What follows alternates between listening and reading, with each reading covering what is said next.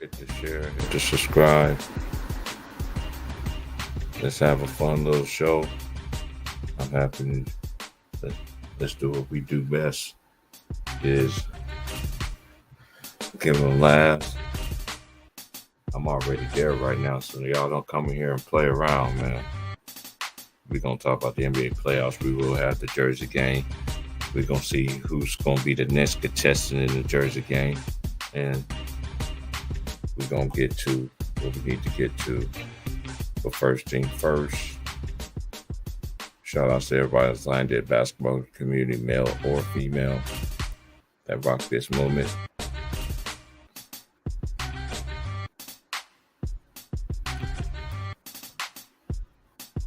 Nah, I've been online, nigga. You always say the same shit every stream, nigga. Ain't nobody listening to you. I've been online. I'm playing right now. I'm playing my season as I do this stream with the homies.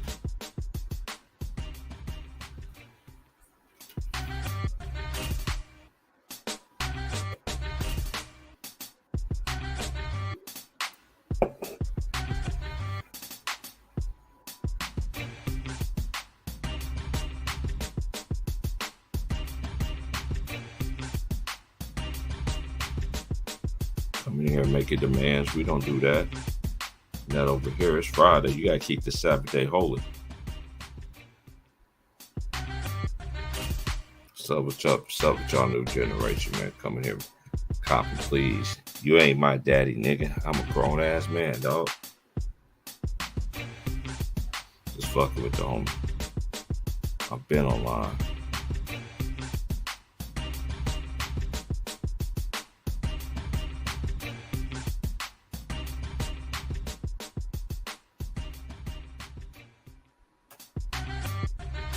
Yeah, let's get on with the show. But anyway, we're going to go over the last night's games and what I thought about before I let everybody in. And we'll talk about the games tonight.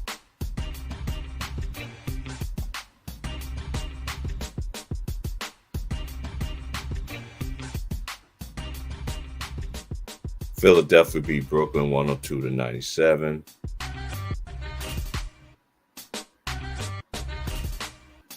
Tobias Harris was 6 of 13, 2 of 4 from 3, 1 of 1 for the line. He had 7 rebounds, 1 assist. He had 1 turnover. He had 15 points. They was led in scoring by Tyrese Maxey. He was 10 of 17, 5 of 8 from 3. He had 3 rebounds, 3 assists. He had 25. James Harden was 8 of 15, 3 of 7 for 3, 2 of 3 from the line, 5 rebounds, 4 assists. He had 2 turnovers. And Maxey had 1, and Joel Embiid was 5 of 13, 0 of 3 from 3, 4 of 5 from the line. He had 10 rebounds, 2 assists, 1 steal, 2 blocks, 5 turnovers. He had 14 points. And then DeAnthony Melton was 5 of 8, 2 of 4 from 3, 1 of 2 from the line, 2 rebounds, 1 assist, 3 steals, 2 turnovers. He had 13. Now for the Brooklyn Nets, Mikal Bridges was 9 of 26, 4 of 7 for 3, 4 of 4 from the line, 6 rebounds, 5 assists, 1 steal, 1 block. He only had 1 turnover. He had 26. Spencer Dinwiddie, 5 of 12, 2 of 4 from 3, 8 of 10 for the line, 3 rebounds, 7 assists, 2 steals. He had 3 turnovers. Cameron Johnson was 6 of 12, 2 of 5 from 3, 3 of 3 from the line, 5 rebounds, 4 assists. He had 17. Nick Claxton was 8 of 9 from the field, 2 of 3 from the free throw line, 4 rebounds, 2 assists, 1 steal. I never seen so many centers. I've been saying this for ever since in this era. I never seen so many big men that get 3 or 4 rebounds. How you work in the paint? You only get 3 or 4 rebounds. I don't understand that. But what I could test from this game is the Sixers just a better team. I know that Brooklyn was able to savage what they did after the trade after Kyrie and Kevin Durant. it's it is what it is. They can't play like this in the second round. I don't give a care who they play against. They can't play like this. It, not in the next, not the next team that's going to make it in the next round. If you really think so, then I don't know what to say about you. All right. Now we're going to go to the next game, which was won by the Golden State Warriors. 114-97. Draymond Green did not play. I don't get my assessment of this. They was led in score by De'Aaron Fox. He was 9-22, 3-9 from 3, 5-8 from the line. He had 9 rebounds, 3 of them offensive rebounds. He had 2 steals. He did have 4 turnovers, 26 points. And then Harrison Barnes was 6-10, 3-7 for 3, 2-4 from the line, 1 rebound. He had no turn. He had 17. Sabonis was 7-14, 1-2 from the line. He had 16 rebounds. 3 of them was offensive rebounds. He did have 6 turnovers.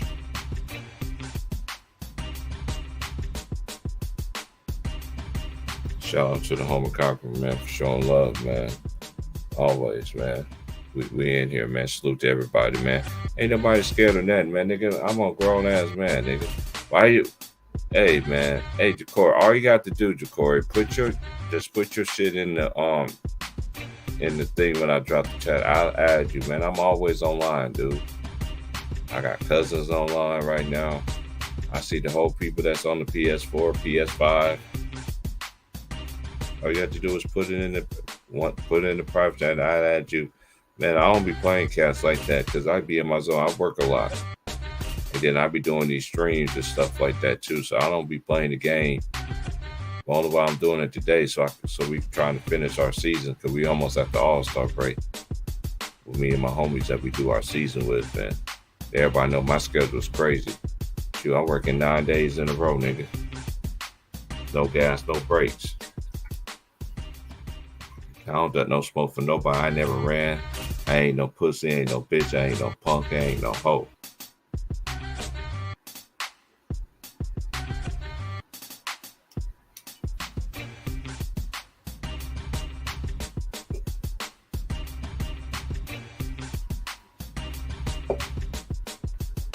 Shout out to the homie Cooking Smoke Sports.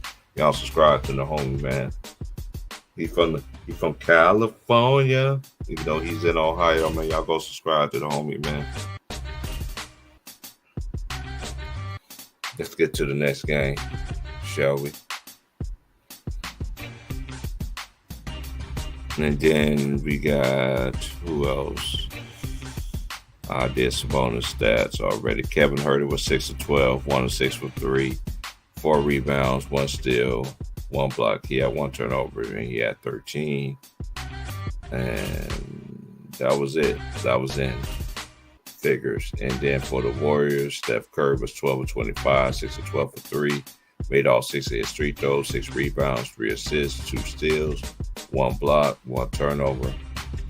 And then Andrew Wiggins, 8-16, 3-6 from 3, 102 from the line, 7 rebounds, 3 assists, 1 block, 2 turnovers. Klay Thompson was 5-15, 3-10 for 3, 5 rebounds, 2 assists, 1 steal, 1 block. He had 2 turnovers. Wiggins had 3 turnovers. Steph had 4 turnovers as well. Moses Moody, 4-7. 2 of 5, 3 from the line, 3 rebounds. He had 13. What I assess from this game is that the Warriors, Warriors play different when they're at home. They're just proving that. But my thing is, if they want to keep their title run, they're gonna have to win on the road. And you already know that Draymond Green will be back for game 4 and everything like that. And then I know a lot of people is outraged that Joel Embiid didn't get kicked out the game. You know what I'm saying? And that's kind of crazy because I know Claxton trying to walk over you like you was a 2K, like they do in 2K when they dunk on you and shit like that. You know what I'm saying? You too valuable to your team to be doing that shit. I know you're a grown ass man. What he did was foul. It was, but Brooklyn just don't have enough to beat. They just don't have enough to beat the Sixers. I'm just gonna keep all the way real with you. Like, even though Maxey, was that step back three to give him the lead, that was a dagger.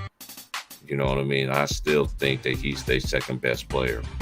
Then I'll say James Harden. This ain't no disrespect to James Harden. James Harden is not the same player like he was when he was in H-Town.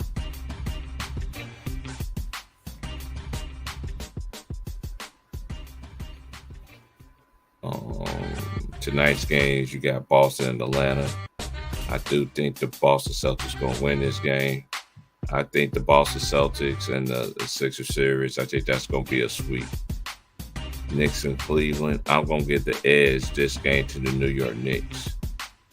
They got blitz, but one thing I will say about this, they got to get everybody else involved. And RJ Barrett, he got to act like he playing the league. He just out there just, I don't know what he's doing out there. And can you please give Obi Toppin some minutes? Get quickly out there. You need to get your bench players out there. And Julius Randle and Jalen Brunson, they can't sit there and just dominate the basketball and don't get the other players involved. They got to move the ball. They have to move the basketball. If they don't move the basketball, the Cavaliers going to win this game, but I still got the Knicks in this game. I'm going game by game at this point. Even though I did pick the Cavaliers to win the series, I'm not going to lie, but I said this was going to be the best series. This one, Clippers and the Suns. Oh, yeah, I forgot to do the Clippers and Suns game. That's the next one. They're not going to open it up.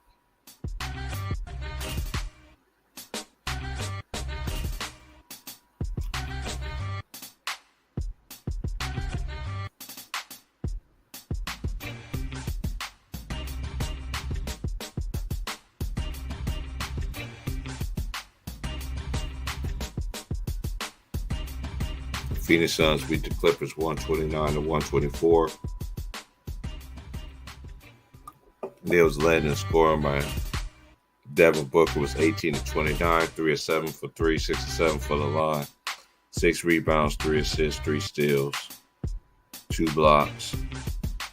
He had no turnovers and he had 45 points. KD had 28. 8 of 15, 1 of 3 for 3, made all 11 of his free throws, 6 rebounds, 5 assists, 2 steals. He did have 6 turnovers.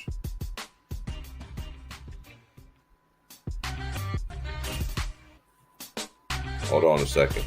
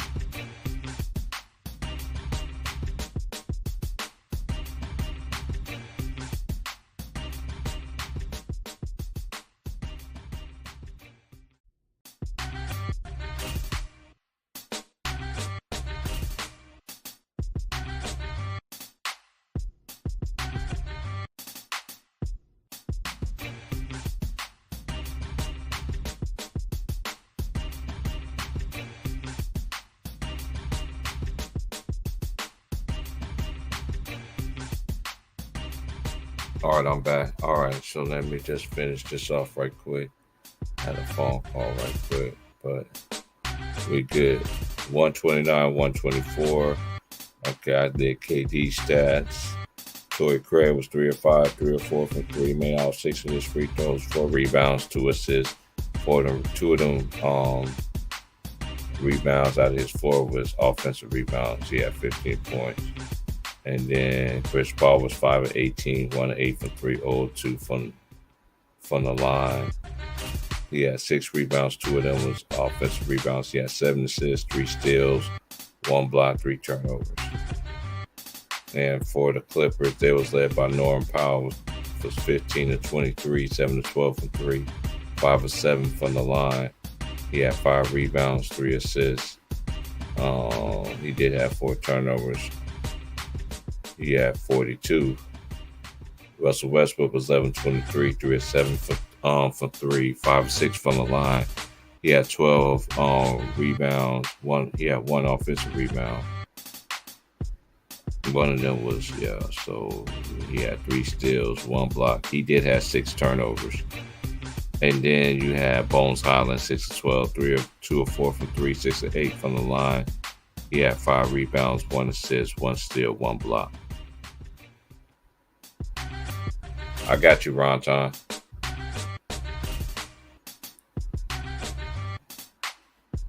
Yo, what up? What you, bro? What up? I'm gonna be with y'all till about 2 o'clock, man. So I'm coming. Let's rock out. Let's rock out, baby. You know how we do, bro. Yeah. What you felt about last night's games, man? Oh man, hey, yo, you know what? In a sense, as the Clippers lost, but Russ did give me a couple dollars because they had him on FanDuel for 21 and a half. And I'm like, with Kawhi and Paul George out? I'm like, that man about to shoot the ball 30 times. He shot good, but them turnovers. He shot, yeah. He just them turnovers. But think about it, bro. That's typical Russ. That's the thing. He always made turnovers, bro. So like, I ain't killing them like they be doing him on TV and shit. You know what I'm saying? Russ been playing like this ever since he was at UCLA with Kevin Love. I keep telling people. For y'all who don't watch college basketball and shit.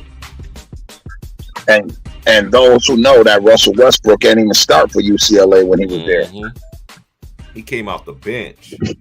Who was it? Was it Darren Collison? I think Collison was there. Yeah, I think Darren Collison was the starting point guard. Yo. Collison, man, they had a nice. I remember when they won the national championship, when they had Tyus Edney. Remember Tyus Edney went from end to end to beat Missouri at the buzzer. That's a fact. With the scoop layup. With the scoop I never forget. My brother bought me a Toby Bailey jersey. He was like, "You was watching the national championship game, and I bought you this." I still got that Toby. Hey, yo, bro. People don't know Toby Bailey had game, bro. Boy, Toby Bailey had game. Yeah, Toby Bailey was nice, man. You had a lot of players back then that was nice. Even, it's one thing I've been trying to tell these cats, man, the young generation, like, dude, they was players that wasn't even superstars. They still get respect from their peers because they were just a tier under them, dude. And then Toby Bailey was nice. That whole championship run, him, Ed O'Bannon, Charles O'Bannon, they had Zudit, that center from, I think he was from Russia or some shit. Right. That was back in the day, man. As my boy Will Strong say, raise your hand. Hey, man, I was on Will's helmet yesterday, man.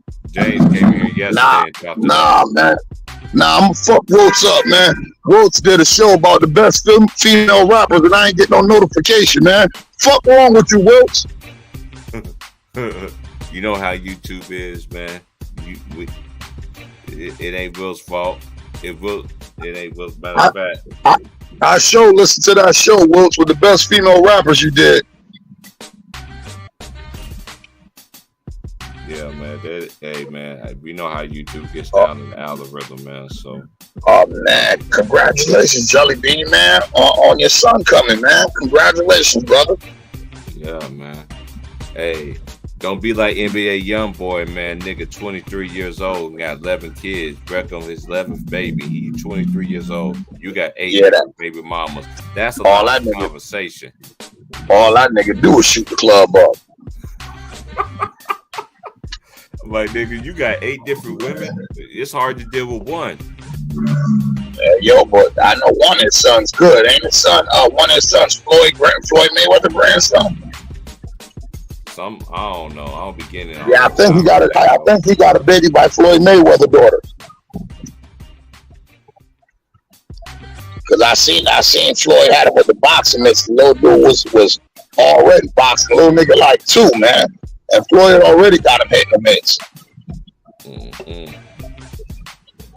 There was this chick, I not just disclose her name, but she went to school with Floyd Mayweather. I used to date her.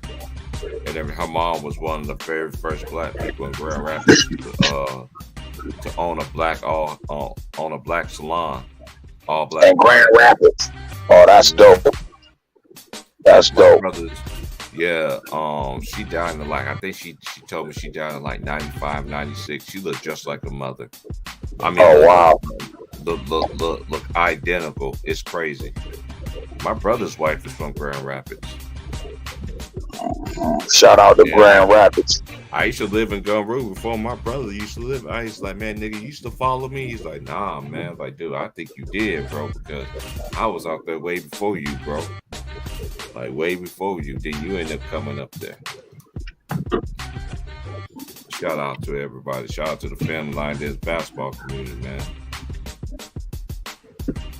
Uh-huh. Hey, so tonight's game is tonight's games we got Boston, Atlanta, Cleveland, and New York. Yeah, Atlanta put foot to their ass last time they played, huh? I got Boston beating Atlanta this game, and I got the Knicks winning this game. If the Knicks don't win this game, to me, in my opinion, if the Knicks don't win this game, they're not winning the series. But we know the biggest game is always game 3 and game 5. And game 5, that's a fact, bro. Game 3 and game 5, bro. If you don't know that's basketball, a fact. Did anybody tell you otherwise? I don't know who the hell you've been watching basketball with. That's all I got. Nah, it's definitely game 3 and game 5. If you don't win game 3, nigga, you shit water. As James would say, James had me dying yesterday. Man, I ain't heard bro in a minute, man. How James doing, man? James good, man. That's my I know that's your boy. Yeah, I know that's your boy before this YouTube shit. Yeah, that's my nigga. You know I fucks with all your boy. That's my nigga. That geeky nigga there I fuck with. Hey, he say he gonna start by doing the Truth Hurt shit series, man. He's like, man, this shit's bigger than basketball. That's why, you know what I'm saying? Like he from, we all around the same age group, you know what I'm saying? So that's a fact. That's why me and James started fighting. We got the same type mentality because we was raised in the same era, you feel me? Mm-hmm. We was raised in the same era of morals, so me and James got a lot of the same opinions on shit. That's why I fuck with my boy, and he just be brass about his shit. James crazy as fuck. That nigga came public gave me #1 when he called Jay Reed a role player. Man, I told him like that. The first time I heard him say, I said, man, I ain't going that goddamn far, James. He said, hey, did you hear that he is a role player. Posted it last week. I think Ticket just posted last week when James first came to I was about to hit that leak that night, bro. I was like, this dude's like, I like LeBron, but y'all, I always said this about Bron. Bron's he's an all-time great. Nobody hating on this dude, man. Nobody hating on him. I've been saying this on YouTube since I've been on here, dude. I told James, I don't think he's I said, James, I said, I don't know what kind of dope y'all got down there. Y'all must got some good ass dope down there, boy. I said, nigga, I'm on. He beat that shit. Listen, I be off of all types of loud, bro, and I ain't never had one to tell me to make me think LeBron James is a role. I said, well, nigga, he ain't the GOAT, James, but the nigga ain't no role player, man. I said, he ain't my GOAT, but that nigga definitely ain't no role player, James. I said, he's alive, bro. I said, he's somewhere in the top 10 dead and alive. Dead alive. Hey, and this is the thing. And what James said something yesterday was so real, nigga. I don't care what y'all say on Ticket Channel, but you come over here disrespecting the great ones that really played this game. You ain't gonna do that over here, nigga. You gonna get straight cooked. Like he said yesterday, this Kobe Bryant disrespect gotta stop. Oh, Kobe don't deserve to be in there. It's just like what you, Ron Tom. What you say, Ron Tom? Name 10 basketball players that's better than Kobe Bryant. I'll wait. I'll wait. Tell me 10 people who had a better career than Kobe Bryant. I'll wait. I still ain't had nobody answer that question. Like, y'all dudes got to stop this shit, man.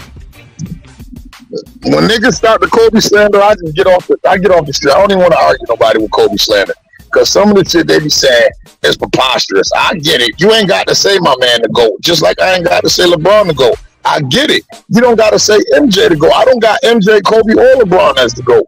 You feel me? So, like, I get it, but you ain't about to discredit what the fuck I seen this young man do. Rest in peace for fucking 20 years in the NBA, bro. You're not going to discredit what I've seen, especially compared to other players. I'm not going to allow y'all to do that. Now, we can have casual conversation.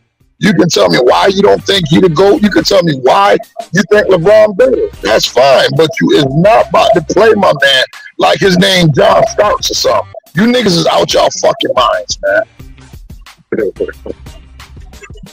That's a fact, bro. I said, okay. When James said that shit yesterday, man, I got back on because I was doing a lot of shit. You know, yesterday was 420, you feel me? So, man, I was lit. I was lit all day, bro. Hands up, lighters in the air. Man, I was so goddamn deep yesterday. I'm about to go finish. I'm about to go, man. I got some loud, bro. I got some. The nigga came and sold it to me. It's called Emilion De Leon or some shit like that. I know the last name of the shit is De Leon. They got some fancy name. Nigga brought me down to some of this motherfucking Zope shit, and this shit is crazy. They have niggas looking at the wall and shit. That's kind of my boy Cat Williams said, like, Daddy, you remember that shit? They can say what they want, man. They can say what they want. They can say what they want. They can try to cover it up. But that's my nigga Trayvon. Bull crap that I see. Yep. That's my nigga right there. Talk to him, Trey. They can try to cover it up with Kobe all they want, but I'm gonna tell you, when that man passed away, basketball left a little bit of everybody that day on this earth. Everybody felt that man's presence, bruh. I had people that used to slander him, crying, talking great things about him, but like they said, people like to give you your flowers when you're dead and gone. They don't like to give them to you when you're alive. So, you know, that's all that is. That's everybody. Trey, can I tell you a true story, Trey? And the world, I'm going to share something with the world. And the world might say I'm a cold-hearted motherfucker, bro. Right? When Kobe Bryant died, bro, I was down in Melbourne, Florida, at my sister's funeral. My sister had just passed away from COVID, but at the time, they didn't know it was COVID. You know, that's when it was first coming out. Yeah. You feel me? She passed away from it. We're down in her funeral, bro. My phone go off. I noticed a lot of other people start picking up their phone. Wow. So my brother's sitting next to me, and he showed me his phone. I grabbed my phone. I looked. Swear to God, bro, you hear me? I wasn't even crying at my sister's funeral. When I seen Kobe Bryant and his daughter die, bro, I started crying in the middle of my sister's funeral, bro. Hey, let me tell you something, bro. My baby mama laughed at me, right? She laughed at me later, not at the moment, right? She didn't know, because she didn't know what was really going on. She was confused. I'm in the living room, sitting down, bro. At this time, I was really deep. Me and T Price, we talking behind stage, like I'm conversating. But look, I'm about to hop on that 2K. Look, I'm not even gonna lie, right? I'm getting all type of notifications, subscribes, and all type of things going to Google going crazy. Every sport thing I'm subscribed to going crazy. Even 2K going crazy. I'm like, wait a minute, what's this on 2K? I'm like, oh no, what? Man, look, when I seen that and I seen the news and everybody kept showing the same thing and they were saying, I was praying to God it was a joke. It was because what LeBron just did and all that, man. Look, my baby mama came in there, boy, I was looking like the 6-year-old me. In there like I just got my ass whooped. Nigga, I was in there crying, tears pouring down my face like waterfalls. She came in there, she like, what the hell wrong with you? I'm like, I can't even talk, nigga. I'm like a little kid. I'm all sucked up in the throat. I'm like, man, Kobe Bryant dead, man. Like, I'm sick, bro. It felt like Tupac, Michael Jackson, everybody all over again, nigga, that I grew up with, nigga. Hey, yo, I swear to God, Trey, that's a true story. I'm in my sister's funeral, bro. They're reading the eulogy, bro. When I got the notification. Ticket even made me look. I even cried with Ticket. Ticket got on the live stream and started talking about it again. Made me start reminiscing about something. I cried again, nigga, when Ticket was talking about that shit. Man, when I heard that shit, I went to go see one of my childhood friends who I grew up with in Kansas. And he went to work and shit. And he had one of his homies take me back.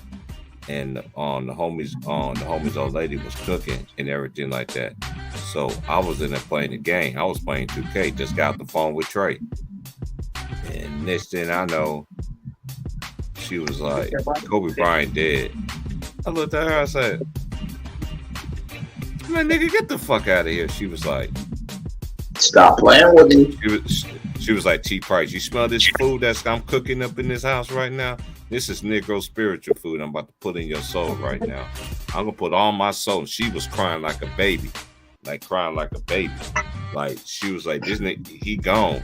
So then I looked on 2K, boom, RIP to Kobe Bryant. I'm like, what? I was like, 2K put it out before anything else. Then I start going on YouTube and stuff. And then I sat in the kitchen with them, and the kids was in there, was playing the game. And once they saw me wasn't on my game, and everybody was like, you know, you always got that one cook can't play because the big brothers want to hog the shit up, and they'll never give him his turn. I was like, man, you go in there and play the game, man. You can play it till I leave. I sat there the whole time and watched. Hey, yo, bro, I swear to God, bro, the day we buried my sister, each and every one of y'all stories, bro, and like it's like you lost your brother, like your big brother or something, like you just yeah, from me, period. Listen, I never. That's why I lost. I didn't play. Hey, T Price, what I kept telling you.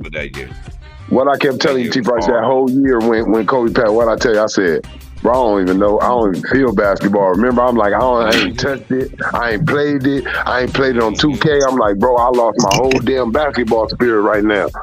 I don't know what to do, bro, right now. Like, hey, look, I lost it when he retired.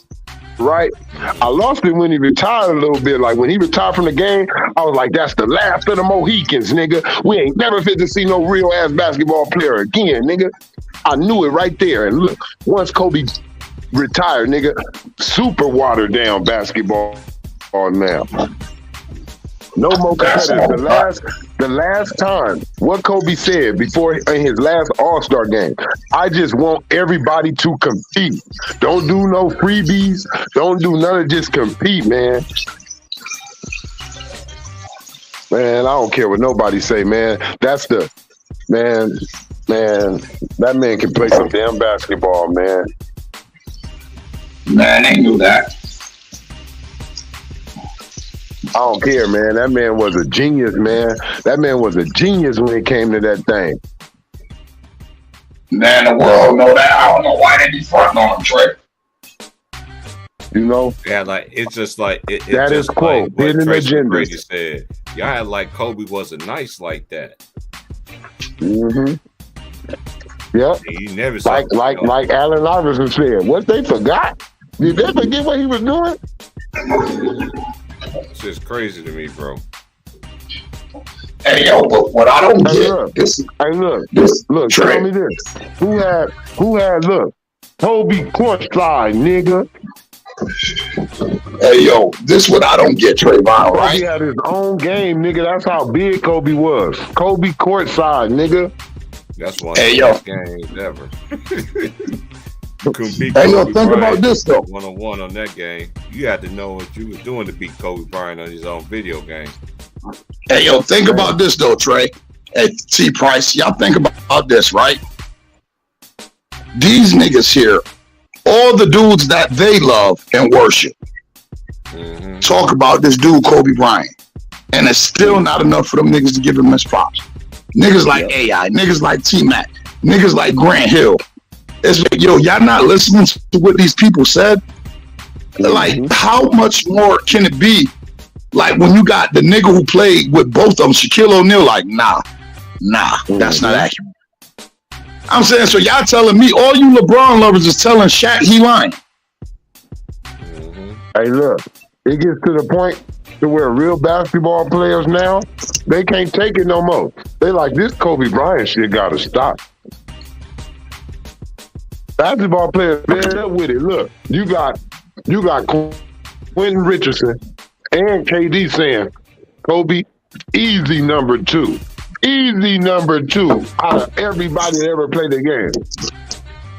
Easy. Y'all favorite players gonna tell you real quick. Easy number. If you look at most players, if they put Kobe somewhere, they ain't gonna say he the GOAT. Some of them do. They say some crazy shit. But that's the young ones. But majority of the ones who came right after him, they're gonna say they're not gonna put Kobe out of the top 5, maybe not even out of the top 3. Hey yo, Trayvon, this sums it up. You remember your man Styles P said this? I'm Styles P, your favorite rapper's favorite rapper, nigga. Man. Nigga, I'm your favorite basketball player's favorite basketball player, bitch. Mm-hmm. Whoever you like, I'm their favorite basketball player. Like, hey. Talk to me nice, man. That should be getting me so heated, man. Like, that should get me mad, bro, because people take away the dedication. The dedication, bro. This man laying down at the house, 35, 36 years old, rotating his Achilles, bro, trying to come back to a game that he done already got everything out of. Still trying to reach that pedestal to the top. Was never, look, if you want to talk about a nigga that had a tapeworm, it was Kobe Bryant, because that nigga never was full at all. That nigga always acted like he never ate. Never. He never ate. Like I said, how a nigga stay that hungry with 5 championships, bro? On some real shit, like how do you act like you never wanted? Like that's that Michael Jordan shit. That's that, like, nigga, I don't think I want, like, you know what? Somebody out there didn't believe what I did last year. Right. That nigga was the ultimate team competitor, bro. That nigga was real with this shit. And I'll tell you what. And this, I will put a nickel to my life on, and we'll never find out, Trey. But I bet goddamn well Kobe Bryant wouldn't have let his Lakers lose to no fucking Grizzlies without John Morant and Steven Adams. Man. I know goddamn well Kobe wouldn't have dropped that game. Bitch, I smell blood in the water. They down Ja, and I'm about to go. Kobe would have gave them niggas 65 that night. Look, man, we seen Kobe. Niggas that ain't putting them stats up like LeBron is. You want to talk gangster and shit. We seen Kobe. We seen Kobe. See, look, I know it's one of his downfalls, but that's disrespectful though. You talking shit to this dude like, yeah, I like to poke bears. We bet you do want to poke bears. But LeBron gonna bring it tonight. Nigga, that's like I tell people, man, it's levels to this shit, bro. This nigga ain't better than the beam, man. You think Kobe Bryant would have laid down like that? Kobe had a lesser team, bro. Kobe had a lesser team. Look, Kobe had a lesser team. That's the wrong. Mr. Master, that's the wrong link. Hey, look, get Mr. Master. Look, Kobe had a lesser team. Remember when he was facing Phoenix and they was the 2nd seed, and they were the 2nd seed, and they were probably better with talent than Memphis. Kobe had them 3-1, bro. If it wasn't for Kobe trying to prove a point, bro, or if he had an AD at that time with him. Nah, hey yo, and that's one thing. I swear to God, people be like, they talk about that series. I say, yo, bro, I blame Mr. Bryant all the way for collapsing that 3-1 series. I said, I don't respect it. I said, but I understand why he did it. You feel me? I said, but that was the wrong time to be trying to prove a fucking point. You feel me? I get it. Like, but at the end of the day, we lost 3-1. That fell on Kobe. That's a black stain. I don't deny that. About LeBron. That's why I said what I said about LeBron, AD, there, who put themselves over the game. I'm coming at you. Why? Because I came at Kobe. That's a fact. Kobe put himself over the game, and I love him. That's my favorite player. Nigga, can't no nigga make me change my mind and tell me that it's any nigga playing basketball right now better than him. And I'm telling you right now, I felt like the Kobe fact did that I some of the respect you, Trey, dumbest the shit in reason his why career that time. the reason why I respect you because you stand on that shit. You hold Kobe accountable for that shit just like I do. You feel me? I held my man accountable for that shit. Everything he used to do, bro. I used to see Kobe sometime pull up on 3 niggas. I see a nigga open, I be like, come on, Kobe, damn, man, pass that shit. I be on his ass, bro. That's a fact. Like Hey, what up with it, Mr. Miles? What up with it, man? Salute to y'all. Yes, sir. Hey, what's going on, fellas?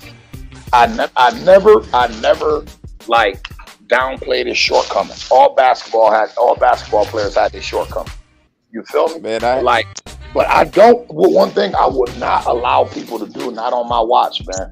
Y'all not about to downplay this dude's career like this dude was some fucking average Joe Schmo. Like you can go from NBA history from Michael Jordan to LeBron James without mentioning Kobe Bryant, and then the fact that people be so blasphemous. They just spewing blasphemy. Like, oh, like they know for a fact LeBron James better than Kobe Bryant. Oh, he's better. He shot a better field goal. I said, bro, if you look at that numbers, that don't mean shit. I said, what does the eye test tell you?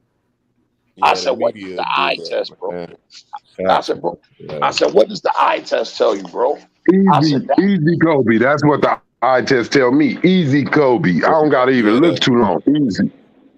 Hey, man, fellas, I had to get on, man, when y'all was talking about your stories, like when Kobe had passed away. Yeah, that's a true story. Bro. I was in my sister's funeral. Yeah, that was a true story. Man, we was it was balling. January 28th or 26th. We was balling at the gym. Like we had done ran like 5-6 games. Bitch, you wasn't with me shooting in the gym? Hey, niggas was in the gym balling, and then all of a sudden, everybody's phones went off. Everybody's phones was going off, and whole world stopped. Yeah, man, it was niggas that was outside, waiting for next. And motherfucker, I seen one dude just kind of like drop to the ground with his hands on his head.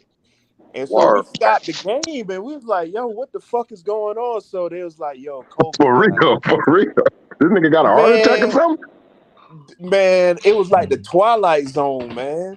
I bet you couldn't hear a ball bounce in that bitch. Look, hey, it was just it was something that your mind couldn't even want to fathom. Like, you lying, bro. I never forget. I sat down like right at the free throw line, like some of us just sat down on the court and was just looking. Like we waiting for the punchline on this joke, man. I swear to God. I'm saying it. I'm like, yo, whoever started this joke, I'm gonna kill this motherfucker. Yeah, man. Miles, where you was at, man? Miles, where you was at, man, when that happened? Man, listen, bro. It was on a Sunday, and I was dead asleep, bro. And my son, who was a Kobe Bryant and Laker fanatic, bro, he called me 3 times. I didn't pick up. I says, you know what? Something's not right here. So I picked up, right? Bro, my son is just crying, bro. I'm like, nigga, what the? Is everything okay? He says, Dad, Kobe. Somebody do something. Dad. Yeah, I'm like, what's up, bro? You good? He said, Dad, Kobe died. And bro, I kid you not, bro. I said nothing, and I just hung the phone up, and I turned on my computer and went straight to TMZ. True story, bro. TMZ. And when I saw TMZ said it was true, bro, and CNN had, and then I went to CNN, bro. I called my son right back, bro. I called my son back, got in my car, bro, picked him up, bro, from his mom's house, bro. And I kid you guys not, bro. We went back to my house, bro, and we cried, nigga, the whole way. On the real, nigga. We cried, nigga, all the way back to my house, bro. You know what I'm saying? I mean, not boohoo crying and shit, but just and that's something of a man touching you. That's showing your love for the game and a man touching you through it, bro. I was emotional, man. Hold y'all. I ain't even gonna hold y'all, bro. Bro, that shit got me tearing up right now. Just about. And thinking about how his daughter and them other people died, bro. That shit got me. Yo, I'm gonna keep it. I gotta keep it a whole time. While I can't even watch no Kobe Bryant. Like how T Price be like, oh, I watched the game, the 2000. I can't even watch Kobe, bro, or I start getting emotional. I gotta get off of everything, bro. I start getting emotional seeing that. Look, let me tell you the truth. Let me say something. Let me say this real quick. I thought it was a joke, right? When everybody in the funeral looking at their phones, I thought it was a joke until that second one came in and said Gianna died too. Remember, Dog, that took me out, bro. they didn't say Gianna died with him at first. They Yeah. said Kobe died in the helicopter crash. Yep. But then when the second report came out and they said Gianna was with him, bro. Yeah, that took me Then out. when they said, "Hey, That's look," what made I ain't me gonna lie cry, too. I kind of was like, damn. When they said Rick Fox, I was like, damn, Rick Fox too, man. Like, man, Yeah, I'm like, I what heard the that hell shit is too, going bro. on there? Yeah, Yeah, And when I was in when I was in the other kitchen report came cooking. about his daughter, that's when the tears really start Swear like to God, flowing, bro. man. I was bro, like, my stomach was so empty, Ronton. Bro, my stomach. Listen, I'm fellas, telling you. we had dinner reservations that night, bro. I canceled that shit, bro. Hey, nigga, fuck dinner, nigga. I'm not even hungry no more, bro. When I I say my was so stomach was mad, bro. empty, Hey, it was LA, crazy. you want to talk about I was in the church streets when of I found LA? out. You want to talk about the streets of LA, nigga? It didn't matter where you was from. It didn't matter Yep, what yep. game, what set. Nigga, Kobe dead. Nigga, that's it. Everybody was just man. Niggas United, walking bro. in weed United. shops. Niggas Nigga, walking I in weed heard the shops. Give me that signs Kobe in Bryant. church, Give me that dog. Kobe Bryant. I'm talking about his jersey going off the racks out easy. here. Nigga, I'm down there with him. What Nigga, I'm time at was the up? Staples Center. I'm I at the Staples Center crying. I'm down there with everybody. I'm sick than a motherfucker. Hey, Nigga, yo, I'm check talking this. about the preacher Hey, in yo, the middle of his Trey, sermon, nigga. think about this, Trey. You You hear out in LA. Hey, yo, remember, when they went to tearing LA up, what's the one thing that the motherfuckers didn't violate out there? Man, Kobe. hero. No Kobe. Hey, Bryant. look, no Kobe, Yep, no Kobe no Kobe thing, hate, nothing bro. with Kobe. Look, Yep, no even Kobe out hate. there, that nigga Devin George, when they did that right out there, Devin George said, man, I put just pictures up with me and Kobe all around my store out there, my restaurant. He said, and nobody touched it. I'm like, Nobody yeah, touched it, bro. ain't nobody, man.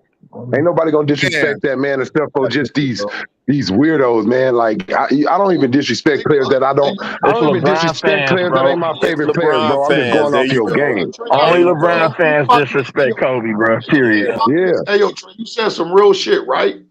The Knicks have been trying to get these motherfuckers to do it for years. Nigga, on January 28th, I think that was the day that he died. It was either the 26th or the 28th, because it was my 26, I think. 26. 26. Hey, listen, it was my sister's funeral. I'll never forget the shit, bro. But think about this shit, bro. If it was some Crips and Bloods beefing that day, them niggas put that shit aside like, yo, bro. Yeah, that was died. Kobe made a whole peace treaty all over the world. Kobe made a big old peace treaty. Later for that shit, bro. Later, yo, I'll kill you later, bro. Not now. Kobe died. You feel me? Bro, look, it was like I'm telling you, like niggas just knew nigga just knew you could feel Kobe like in the atmosphere. Like nigga just walk in, it didn't matter where you was at. Motherfucker just look at you for a minute, they be like, man, you heard that Kobe shit? Everybody immediately like, man, like for real, like the whole spirit just sink in, like it's just so sad. Like, bro, I'm telling you, I still Kobe Bryant memory on the court, bro. Can you guys give your best Kobe memory on the court? my best, bro. I'm not gonna lie. I ain't gonna lie, and this the He crazy said thing, this right here. How much I'm you not want to gonna- put on it? $5 I'm grand?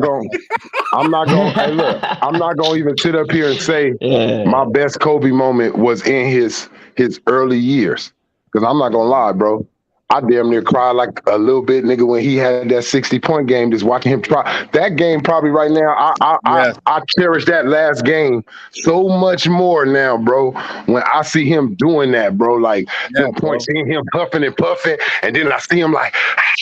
So I'm like, damn, like I was really watching that man. Like I'm gonna miss this nigga shooting this basketball. Nigga, I think mine was the 81 point. I shed a tear, bro, on that game, nigga. Hey, yo, I ain't gonna front. My girl told me, Hey. yo. She said, yo, babe. She said, man, we were sitting there watching that game, Kobe last game in Utah. We were sitting in the living room and everybody's watching it.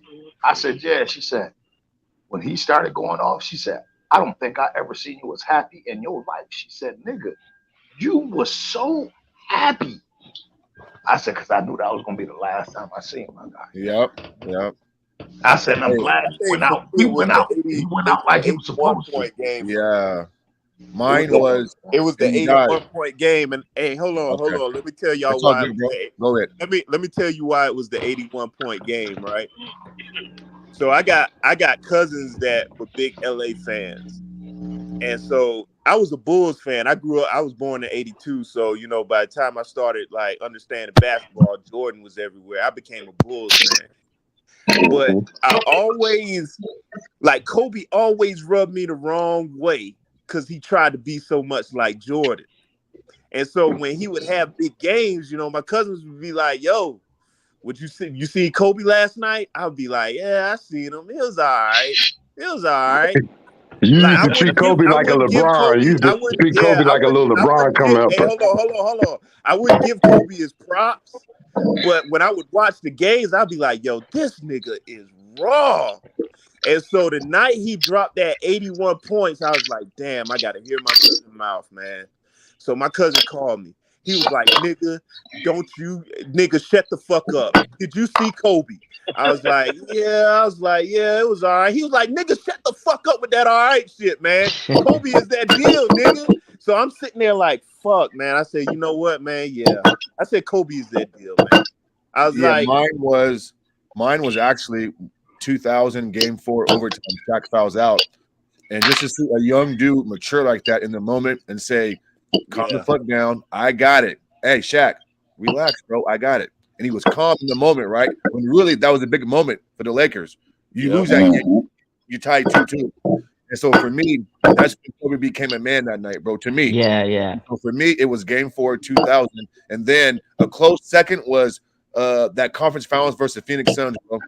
His offensive package in that series was closest thing to MJ I've seen in my life, bro. He had niggas in the arsenal. So that was my shit, bro. Suns and then the Pacers.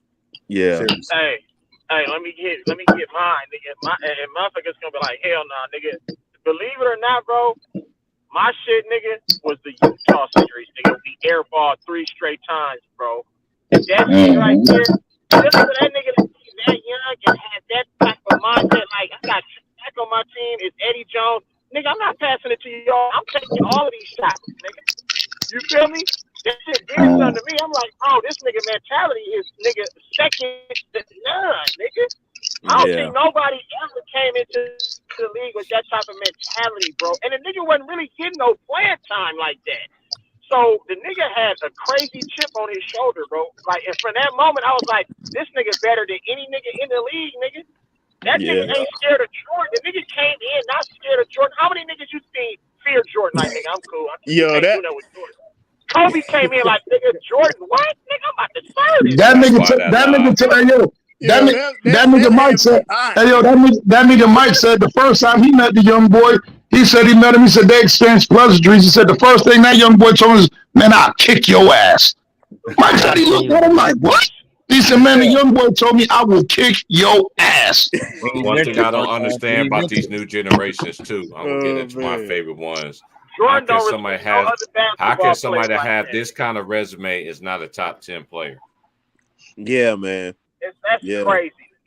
That's crazy. That's why I don't be understanding. Not only what people ain't understanding. Not only did he just do what he do right here, Kobe took this game global too. They don't want to give him what he expanded on. China love Kobe. That's Kobe land. China is Kobe land, bro.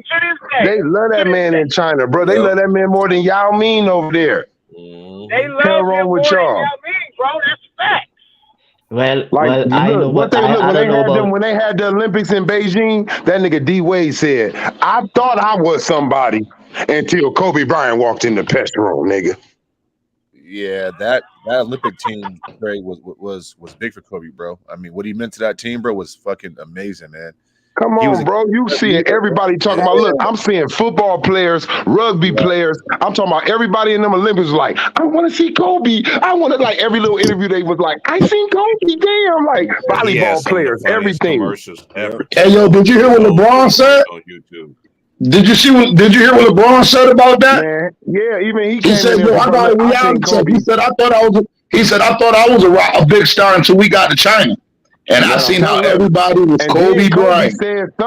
Said something like "Good morning" in every language to every reporters up in there. He said it in every language. Like which one of these niggas on this podium? Which one of these niggas on this podium can talk to every race nigga and get directly at him? I'm gonna say everything I said in English. I'm gonna say that shit in Italian. I'm gonna say it in Spanish. I'm gonna say I don't know everything that nigga know, but that nigga know like 7 different languages. He does, bro. He does. Yeah, well, I don't know about China, but I don't know about China. I can't speak about China, but I'm from EC, Eastern Caribbean, and in the early 90s is Jordan. That zone is Michael Jordan, and just like the soldier said, the soul is the earlier, like nobody was feeling Kobe because of you know what they're saying. He's the next MJ, but eventually, like we had no choice. Like Yeah, like that's we how it had was no back choice. then. Like Yeah, you had to and respect it. that Mars what Mars say 2000 that Yeah, series in 2000. What Mars yeah. say like that when people be like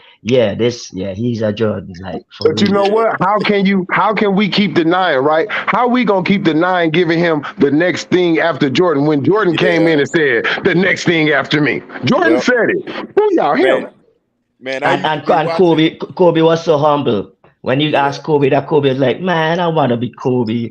I'm Kobe. Man, I look, know you my can see it. You Kobe's can see so it. Hey, look, humble. you can see it. You can see it on Kobe's face. Bro. Look, he came humble with Mike, but guess what? Mike knew this little. What he say in that documentary? He didn't show nobody else. Kobe made it on Mike documentary. Only player that really made it on there that wasn't there. Look what he say. That little Laker boy gonna try to make this a one-on-one with me all night. Yeah. That little Laker boy coming, y'all. He coming after me. Yep. Everybody in the On locker the room. on Look. the All-Star game, From the Gary, All-Star. look, Nah, from man, you looking at Tim Hardaway, Reggie Miller, everybody in there. When Michael Jordan said that, look at what the whole league said in there. Oh yeah, because they got to bar that shit. Everybody in that room had a bar that little nigga. Youngest All-Star ever, 19 years old. Hey, we're gonna let Matt Moses give his little. I know he's gonna say something about the bean, and then I'm gonna ask all the fellas since I got the fellas up here about last night's games and tonight's games. Go ahead, Matt.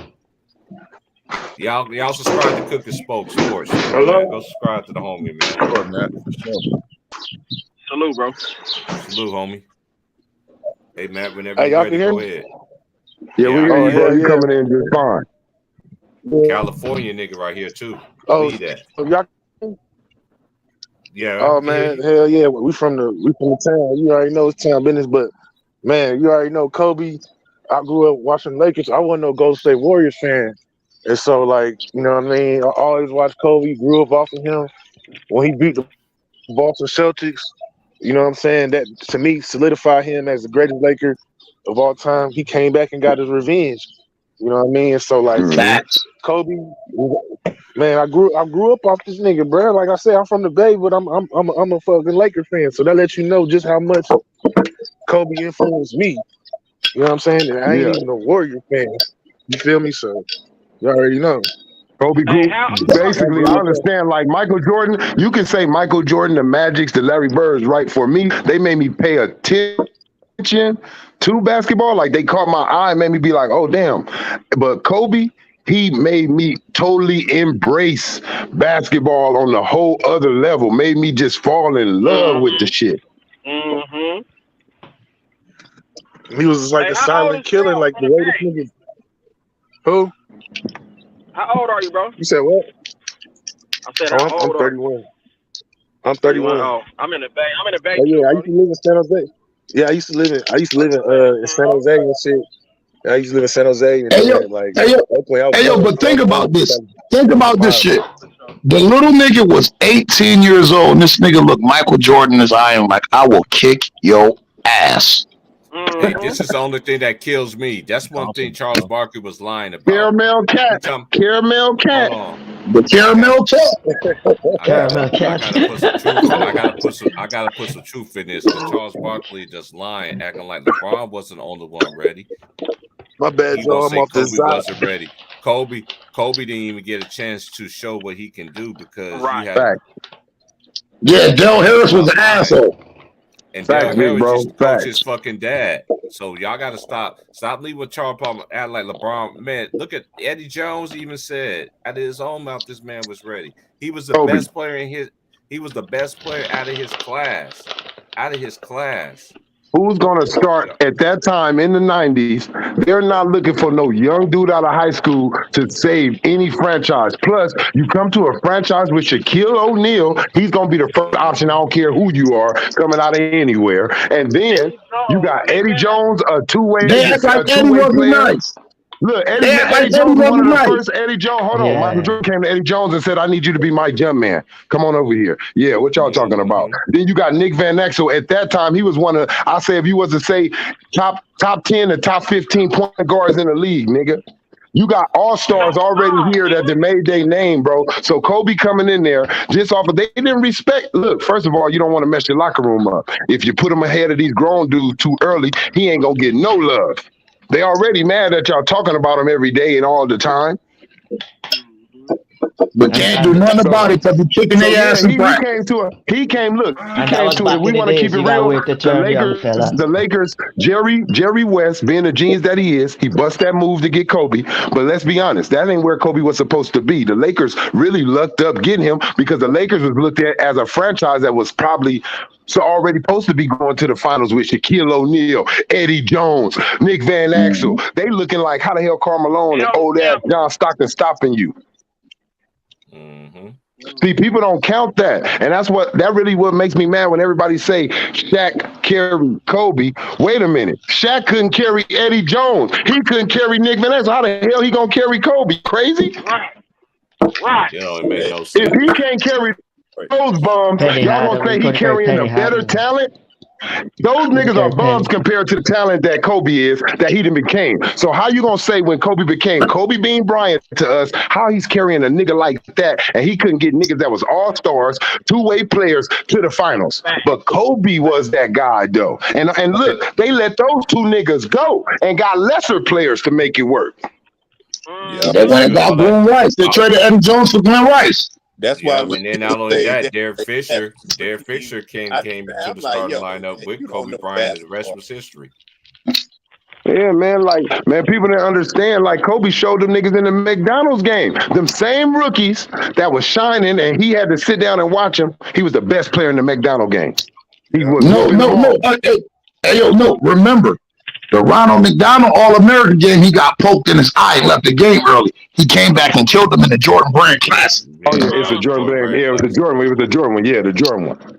Yeah, he left the game early in the McDonald All-American game. Remember, he got poked in the eye. So influential, bro. When he was winning, when they started winning the rings, he came with them space boot shoes. Them white ones, yeah, I had them. I grabbed them. Them shoes were so ugly, Trey. Ugly ass shoes. I grabbed them because they was Kobe's. Look, what did they used to tell you about? Back in the days, they Kobe's though. I don't give a shit how they look, nigga. These Kobe's. When he had that suit on, nigga, in his house at that time, whatever they were trying to make it look like, and he started getting up, dribbling that ball, and he put that shit over his head and made it go behind his back and back through his legs to the front. Nigga, I went outside immediately, nigga. Shoot. Nigga, I was doing that shit all day. Let me ask everybody a question. That question. Oh, okay. I had a switch it up. Yeah. Oh, go ahead with your question, and then we got to open up the panel. We got to talk about tonight's playoffs. So we just having a throwback experience, but we're gonna get it back. Go ahead and get your question. Yeah, I have a question. That McDonald's game. How much of a punch that gave you? Like every person who started that became an all-time player or all-star at least. Like how much of a punch that all-time McDonald's game. I understand what you're saying. You're saying like all the players that made the McDonald's All-America game, how much they was like, basically paraphrasing like the superstars. A lot of players that made the McDonald's All-American game, they played in the NBA. Yeah, you had a lot of them that did.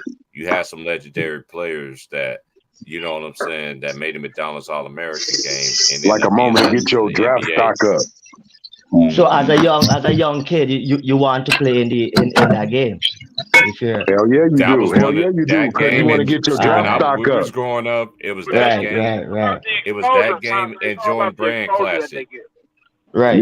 Because see, look, when you playing that, look, it's all type of teams watching you. They came there and they watch you. So you got like they watch. Ooh, I could use him. Ooh, look what he's out there doing. That's the best. That's the entire country. Everybody that's the best of the best. Yeah, the best of the best of the best. Exactly. And okay, so let's ask everybody a question, man. How y'all feel about last night's games? The Warriors. I know Miles probably want to cook them. We're gonna talk about the Suns, and we talk about the who else played last night that won? Nets in Philly. And yeah, thanks, Twin. Yeah, the Sixers game. Hey, Miles, I want to ask you this. Okay. I'm about to go I'm making me something to eat and doing the stream at the same time, but I'm gonna let y'all have full range to talk about tonight's game. How you feel about tonight's game as well? How you feel about that Philly game, man? To me, in my opinion, Twin, they can't play like that in the second round, bro. They're gonna get exposed. Well, the Nets had control of that game in the third Yes, it quarter, did. fourth quarter, and then a couple of bonehead plays. Listen, for me, it's just bad shots at the wrong time. I think Spencer Dinwiddie thinks he's Kobe Bryant, and he's nothing but that. And so, listen, I knew you was gonna say that shit. yeah, I mean, listen, man, Oh, man. I don't like Spencer Dinwiddie facilitating or initiating the offense in clutch time. And Tyrese Maxey hit a big time three.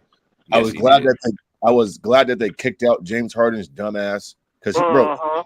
bro, James Harden is just a flat out idiot, and they should have He's kicked him. trash, bro. That nigga weak. Man. And so, even though the Sixers won the game and they're up 3-0, you know what I'm saying? I mean, moving on. Listen, versus Boston and possibly Milwaukee or the Cavs, this style of play won't work. Good teams make you pay. Hey yo, Moss, bro.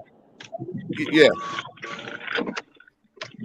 Yo, this nigga Wilkes, Yeah. man, them Knicks finna get their ass whooped, Moss. I don't know why these niggas talking shit. That nigga Garland finna cook them niggas, bro. yeah, I hope so, Hell man. nah. Real quick, Hey, I picked them. With no Knicks, bro. hey, real Hey, quick hey, on the Suns. that's gonna be the best. That's gonna be the best series in my opinion. Go ahead, Moss. Just real quick When on they the get back, when they get back in that garden, nigga, Yeah. Hold on for 1 second, bro. Let Miles finish. Just real quick on the Phoenix Suns. What I'm about to say is going to be controversial, but I think Trey and Ronton know where I'm coming from when I say this. I'm not saying Devin's better than Kevin Durant, but we're seeing that right now, as tall, efficient, and good as Kevin Durant is, bro, his dribble is suspect. And Devin I Booker. told you that, Miles. Remember, I told you that when he was. I said his shit too high. Listen, man, Devin Booker right now is. Listen, I mean, don't call me crazy, guys, but listen, I mean, No, I gotta you be crazy. honest. You crazy, Miles. You crazy, Miles. Kevin Durant is taking he's drawing a lot of attention too. You're crazy a little bit.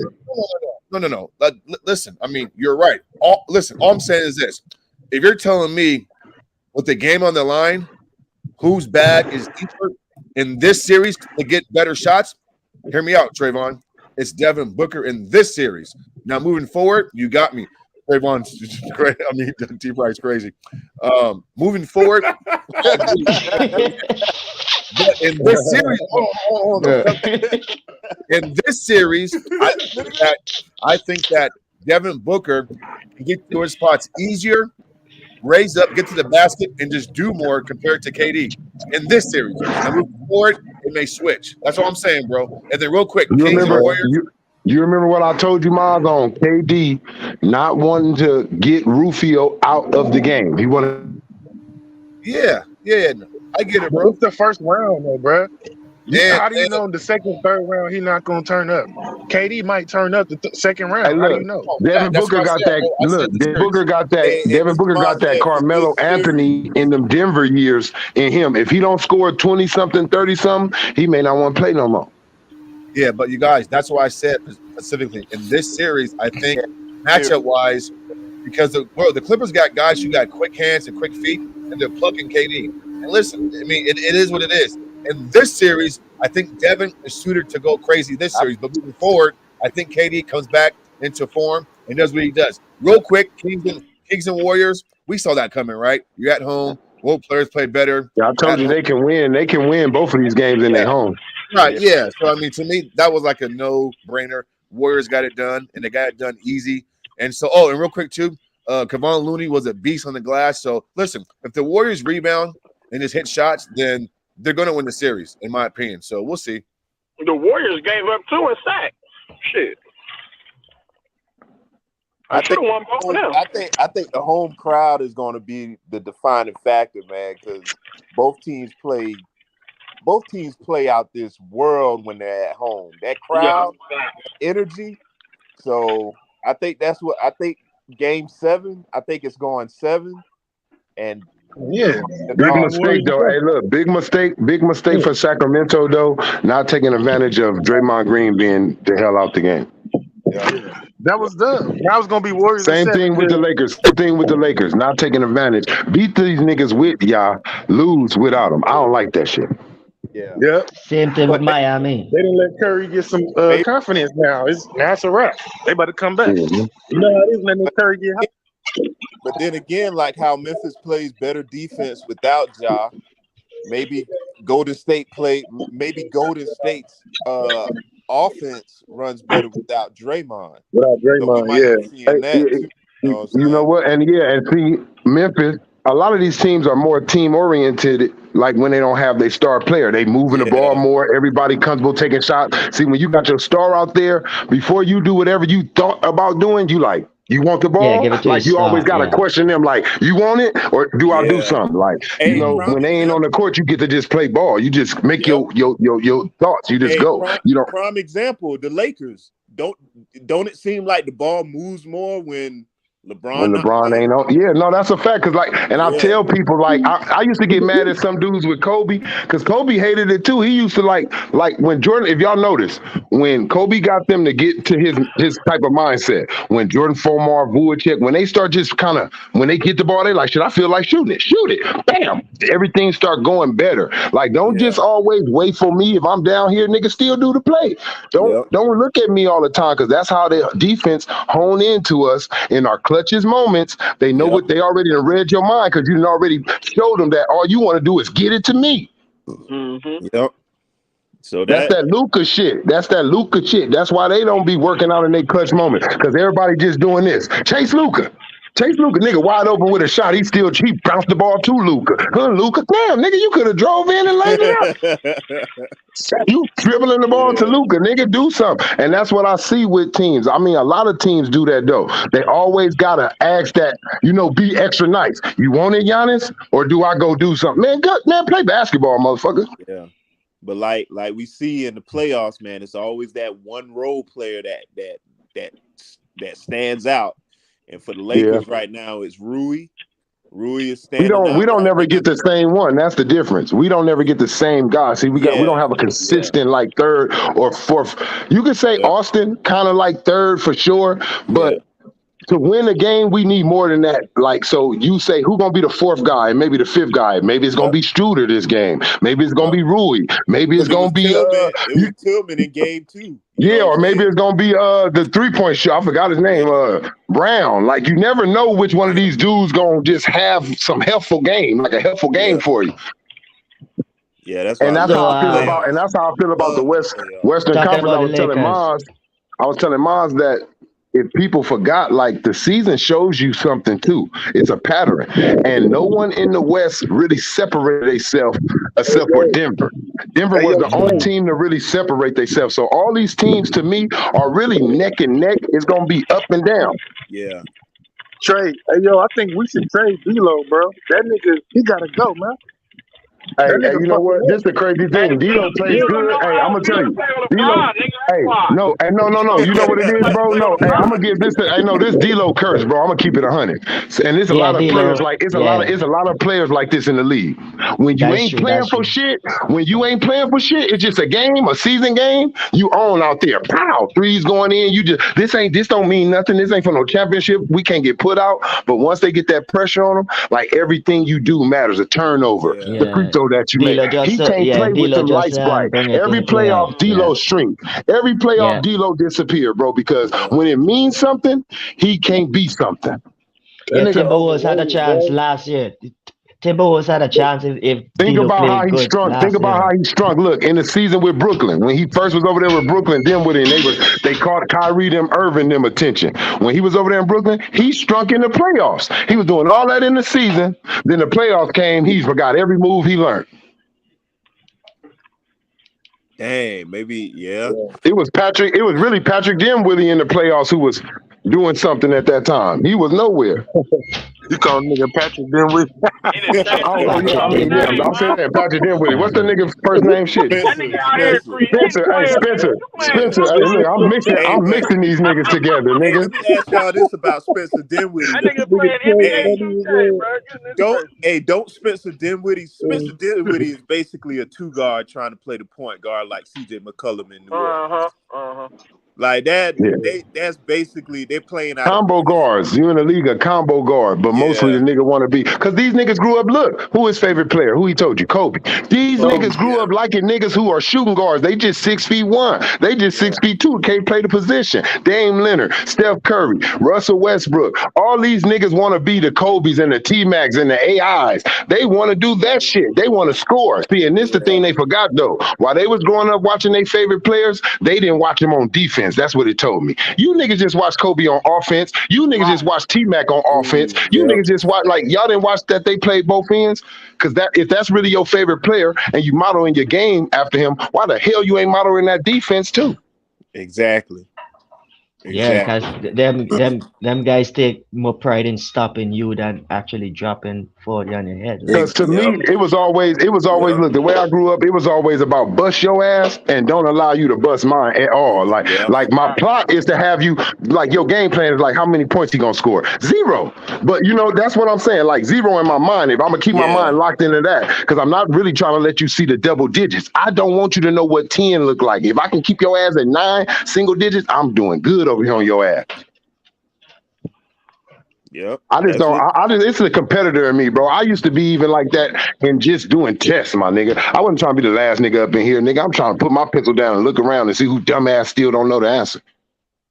Yeah, I think Embiid should have been ejected last night. Huh? Embiid, yeah, I think he should have been ejected last night. Oh, easy. Yeah. That I don't got faith in. I don't got faith in Philly, man. I'm sorry. They don't got no. Yeah, me neither. I like Maxey, man. I like Maxey, man. But damn, that's about it. You talk about role player. He's a good role player for that. I think Maxey is a star, bro. I think Harden is just in the Hey, way. look, I knew he was different when he was letting them know from the get-go. When James Harden came down there and they was asking that nigga questions about James Harden, that nigga kept saying, it's a team thing, man. Like he was basically letting them know, like, man, I think that nigga better than James Harden right now. Me personally. Me too. Yeah, James Harden facing the same playoffs issue again. I didn't think he go to the free throw line in the series much. Hey, look, I'm gonna tell you, I get my haircut. I get my haircut where this nigga James Harden daddy get his haircut, bro. You notice something, right? James Harden just got James Harden on his jersey, right? He's a junior, bro. He's named after his daddy, but he don't claim it. His daddy said, pure point blank, just keeping it 100. His daddy was in the streets, got lost to the street life, like game banging back in the early 70s and 80s. Got caught up back then. Niggas used to do dope. It was like Primo. That shit was cool back then. Pops ran into troubles on his own life troubles. It, you know, even though it affects the household, but Pops got into his own life troubles, to his own sins. But he cleaned himself up. Pops got his own business now. Nothing from James. Nothing from James helping him. Got himself together. But, you know, mama filled the boy head up with some shit, basically, that what Pop said. And his Pops basically said, kept it real and said, look, God say honor your mother and father.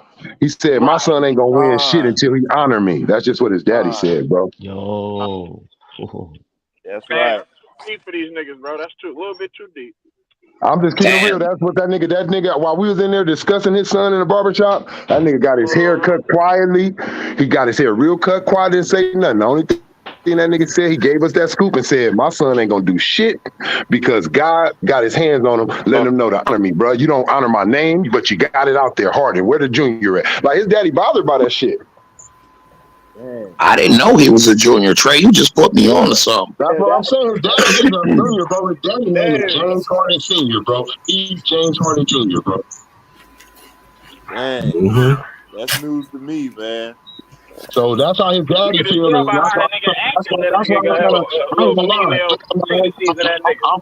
believe in my faith. I ain't saying I'm just the most faithful, but I do believe in faith and certain things, especially with your parents, bro. Even if it ain't your daddy didn't do it on purpose, bro. He had his own struggles, bro, his own demons. So the least you can do is understand that you grown now. You should know how things work now. Like, oh damn, it wasn't Pop's fault. He grew up different from me. His time, his generation. Your Pop should. He brought you here in this world, so it's only right that you go and look out for him too, bro. He ain't saying buy him no mansion or give him all your money, but you can say I appreciate you, Pops, for bringing me in this world, and you haven't did that yet, bro. And you know what, Ron Tom, man, you hit on the point. I tell younger cats this shit too, man. When they be trying to talk trash about their mom and their dad, I be telling them like, yo, man, you got to understand. Just like how you want me to understand your struggle, you got to take a step back and understand your parents' struggle coming up. Yes. You know what I'm saying? Like you can't. Like I understand you could be upset. That part. But you're old enough now to step back and say, you know what? There was a lot of trauma going on in their life too. Yeah, man. Look, I got cousins, man. Yeah, I got cousins, man, and friends like, you know, aunties that just got hooked on things, bro. And then when I talk to my cousins, I'll be like, oh, there go auntie. And they kind of got a little attitude. And I'm more like, hey, auntie, love you because she got her life together. They still holding grudges. I'm like, bruh, you got to understand that she loved you enough to finally, she could have still been out there right now and said, fuck it. Everybody got their struggles, their demons, bro, and they got to find their way back. It's unfortunately that sometimes people get caught up on their demons while they got children in the world. But it goes like that. Life don't stop because you have kids. Hard times don't stop. Hey, yo, Trey, I swear to God, listen, it's funny you said that because I was raised that way. You feel me? My mama was a booster. You feel me? My mama ran the streets. My bad. My mama ran the streets and shit. So I lived with my grandmother coming up. My mom provided everything for me. You feel me? School clothes, toys. Like I was spoiled as fuck. But I lived with my grandparents. You feel me? And at the time, like growing up, I had a lot of resentment with my mom because it'd be like, damn, mom, how I'm living at my grandma's house, but you done took my cousins in over at your house. You feel me? Because your brother fucked up it. So, but at the time, like a nigga didn't understand it till a nigga really got older and seen what this shit was about. And I'm like, damn. I'm like, yo, I said, damn, my mom was running the streets. I said, damn, my mom started fucking with drugs and shit. You feel me? I said, that shit is powerful. Look how you can manipulate a woman. But right now, every dude on here probably done manipulated a female once or twice in his life, kind of, you know, tricked her. So just think, your mama was a girl that got tricked too. That's a fact. Like, but when I tell you, Chris, when you start thinking back on them times, you be like, oh shit, you didn't know what your mama was on until you got older. Look, now somebody calling you uncle. Somebody call you uncle, but you really fit to go lay the meat to their mama. Now you thinking when you was young, is that nigga mom? What's that nigga motherfucking uncle? Was he laying the meat? Hey, yo, I promise you, yo, bro, that shit, man. Cause like I remember when my mom first got on drugs and everything. Like my mom used to get money, yo. Like when I say she was a booster, like my mom was a booster. She was like stealing mink coats and all that type of shit. You feel me? Like. She was getting money. And then when the drugs started, like I seen her lifestyle change and I seen her decision making change. But as a young kid, you don't understand that shit. You feel me? Right. Like I didn't know she was on drugs at that time as a young kid. You feel me? But like when I got older, tell you that, bro, because they embarrassed. They love you. They embarrassed. It's hard for them to come to you and say, I did this. That shit's embarrassing to them. To you, if you think about it, they probably don't give a damn what the world think. But when it comes to you, they don't know how to tell you that shit. They don't hide it from the world, but they hide it from your ass. So they protect you from it. They protect you from it. But when you get older, you be like, oh shit, I was mad at her. Or I was mad at my pop. Right. This is what But then now I understand. Now I gotta understand why this shit was going. And now you covering it up. Coming up. Hey, with me and my sisters coming up, we always used to want to go with like my aunts and uncles on my dad's side because a lot of our cousins would be together, but my mom wouldn't let us go, and we used to get so upset. But come to find out, when I got older, there was a lot of drama going on with like my aunts and her husband, my uncle and his wife, and the shit was trickling down to the kids, and there was a whole like drugs was involved. And the body. Look at it like this. This how you know they were still trying to teach you. They was trying to teach you right. Do as I say, not as I do. Not as I do. It was that was do as I say and not as I. It was do as I say, not as I do. Because see, nowadays, bro, and I know it from me being in this generation too. I'd be in the house, bro. I'm the one, all my homegirls, if I go around them, they got kids and shit, they all appreciate just the difference I am from other homies. If we smoking in our living room, her babies come up in there, I'm the fan, whoop, I get the fan in and waving, hey, go up in the room, hey, what you doing? Hey, no, this not cool. Like, I don't like drinking and smoking around kids. Like, they just watching this shit go back and forth to my mouth. They gonna grow up thinking it's cool. I don't want them to think it's cool. I'll tell a kid quick, I'm stupid. This is where I messed up. You can be better than me, and say no. Yeah. Hey, yo, Trey, I swear to God. Hey, yo, look at it like this. Hey, yo, You remember? Menace to Society. I swear to God, my stepdad and mom, I was Little Kane, This but nigga's take 10. hey, yo, take the heroin out of it and put bass in. You feel me? Take the heroin drug away and put the freebase drug in as a time. But I was Little Kane. You feel me? Like Kane. That's why I love that movie so much, because I was Kane, bro. I grew up with my grandparents. It's in our face, bro. Look, people wonder like how you get. I'm talking about people outside of the hood. They wonder like, how did you get caught up? How, motherfucker? I don't wake up where you wake up, and it's this person in my house cooking my whole family breakfast or something. Or you walking down the street to the store. Guess what? Your mama gonna get her loaf of bread and her juice. But if I go to the store, my mama may get a knock on the door saying, "Yo, baby been shot down here." Like, it's just different in my zone, bro. Some people you have to fake. Like, black people are taught to fake it until you make it, like from birth. We taught to show you this instead of letting you know that. We are taught from an early age to lie. We see our parents get on the phone. Once you know it's a bill collector, you like, why the fuck my mama sound white? Oh, yes, hi, yes. You like, what the fuck going on? And that, I used to. And then look, next thing you know, when you get on there, look, she done trained you. Now, when you done picked it up and you hear that bill collector, you like, damn. You like, yes, my mom's not here right now. You like, damn, that shit in me now. You know, and it's a thing, like, when you look at it, it's even in the TV show Power. At the end of the day, he tell his parents, I learned to lie from y'all. I'm watching y'all. I'm learning everything from y'all. I'm seeing you sneaking, even from cheating, bro. Look at with the women thing, right? They teach, and women get mad at us for being cheaters, right? And like, can't control yourself down there. But what are we groomed to? Ever since we're young, everybody who's a man is telling us, even women, you got to hit that thing. You got to hit it, and you got to have a lot of them too. You got to have them all over you, boy. You got to have, because when I was coming up, every man tell you this. I was coming up, I was hitting this, hitting that. I had 5 girlfriends. Yeah, boy, woo. So when all in your mind, you're thinking, they got you thinking for me to show that I am a man and I'm an apex predator of a man, I have to have sex with multiple girls. Even if I got one, I still got to lay the pipe to some of them.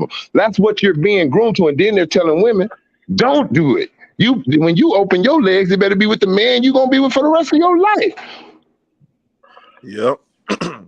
But you know what? I would rather that than what they telling these kids today. Oh man, they telling the girls totally. They telling the look. Think about this. We done went from. I know Mariah started. Look, Mariah started it late though. But first, they done went from Whitney Houston. Look, these girls went from Whitney Houston, who used to have her clothes on and still blow her ass off and blow your breath away when she sing. Then Whitney ain't never showed us no booty, nigga, while she was singing, and when she still blew us away. Mariah, early Mariah. Look, but I'm just saying though, she never look. But I'm saying they didn't care if you had some or not, because they had Madonna, little skinny ass, out there showing her whole cheeks to sell because she couldn't fucking sing and shit like that. You know what I mean? Still out there doing it. Yeah, and she's still doing it. Look, same thing with J-Lo. Why J-Lo got to look? Jennifer Lopez, you can't sing. And the way you keep the attention on you, you got to put a thong up your ass, something short out there. But these other women, early Mariah, she can sing. Mariah, she didn't have to show her body early. She adapted to it to stay relevant. But early Mariah, she used to have tank tops on, covering up. It's like probably some little shorts on, swinging on something in the lakes and shit. You didn't see her booty, bro. She was like, it was a hometown girl to her back in the days. All of them, Anita Baker, whoever you want to grow up. Women were selling albums, becoming the most to do this and the most to do that, and winning winning awards. And they didn't have to show you their ass or titties or put no pasties on or nothing. Yep. So now they come here and these people get to come on, look. These women, these niggas, look, this is what they do. They got these niggas like Yo Gotti meeting the president, right? This nigga talking about shooting people. He's doing something to the society, right? That's mostly messing it up. How you mean the president? Even when they started with Eazy-E, it was like, all right, but y'all get mad when the world get influenced by these niggas to do something else. But here you are celebrating the nigga. See, y'all confused. That's part of the plan, though. That's all about design, bro. Yeah, that's part of the that's plan. what I'm saying. See, and look, and it's the same thing with the gangsters. That's why I'm like the fake ass gangsters who rap. These niggas be talking about blowing everybody's brains out, right? Migos, everybody. But once somebody blow one of their brains out, they like, stop the violence. Stop the violence, at least on the rappers. Yo, you spitting, dog. You spitting right now, man. You niggas rap nothing but violence, and when a nigga bring it to your ass to see if you really with it, you like, oh, whoa, hold up, no what? Now you want to rap and sing and shit. So that's my thing, though. Look, why are y'all promoting it? You know, stop promoting it. If you wanted to stop, if I hear any rapper do the Mace thing, bro, do what Mace did. Mace said, I don't want to promote it, and Mace really stopped. All the cars, all the clothes, all the bitches, all the drugs, all the fame, nigga. Of course you're gonna promote it. That's what. So that's why I say, bro. That's why I always took responsibility, bro. You only can grow if you look yourself in the mirror and take responsibility for what you made come back to you. Because what you put out eventually is gonna come back to you. Every action has a reaction, bro. So all these niggas, when they be wanting you to feel bad and look what happened to him. The same thing with AD, right? AD, I'm gonna use for example. AD felt bad when he heard how LeBron wanted to trade him and embarrass them, and then they was talking about, look at LeBron chewing him up in front of everybody. Well, AD, you remember how you made Dwight Howard feel, nigga, in front of everybody? You gotta be ready for shit. I'm not finna feel bad for you, and you didn't feel bad for how you embarrassed another grown ass muscular man, grabbing him all in front of everybody, making him fall all over and shit. Hey, Trey, you made a nigga go to bed. Huh? Yo, you still there? Yeah, what you say? Somebody was asking a question. That was I heard somebody say he got knocked out, but I'll let him back in. Yeah. So I don't feel bad for nobody that bring nothing upon themselves, man. Because I learned to take responsibility for it. When I used to do little shit, bro, and I used to get myself locked up in situations, bro. I had to take responsibility. Like, you know what, nigga? The police ain't just walking up on you saying, "Oh, you look like you want to go to jail today. Come here." No, I'm doing something out here. Let me stop.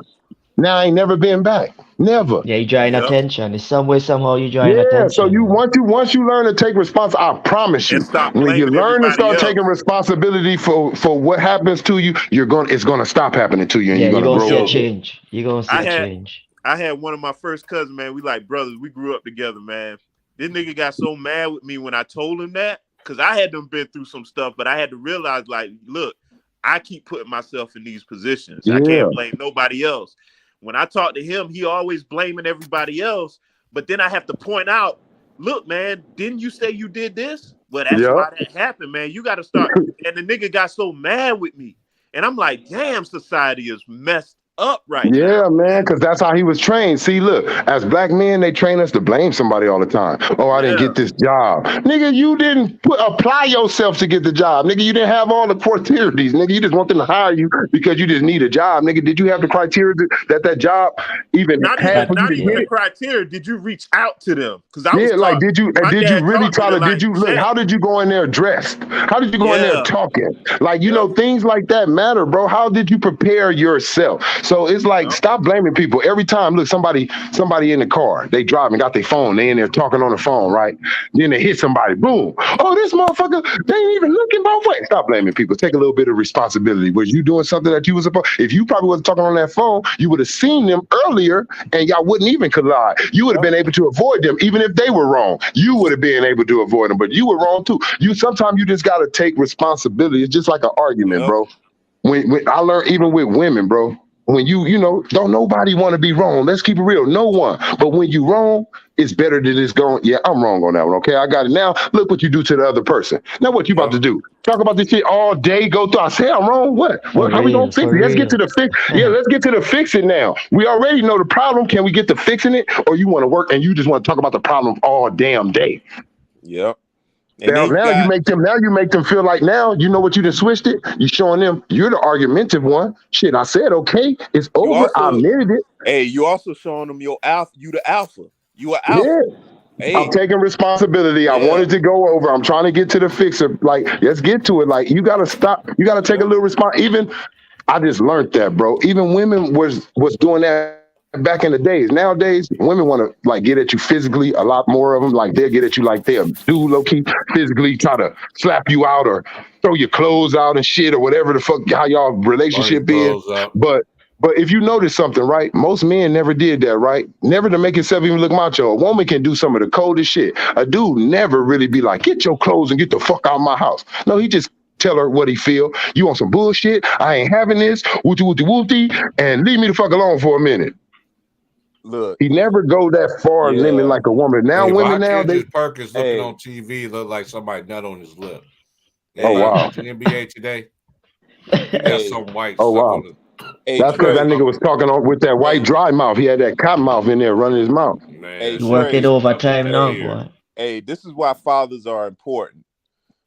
This is why fathers are important. I had mine, and I never forget, man. I was in the 4th grade, and my mom and dad got into a big argument, and my dad left for a day. He left that day.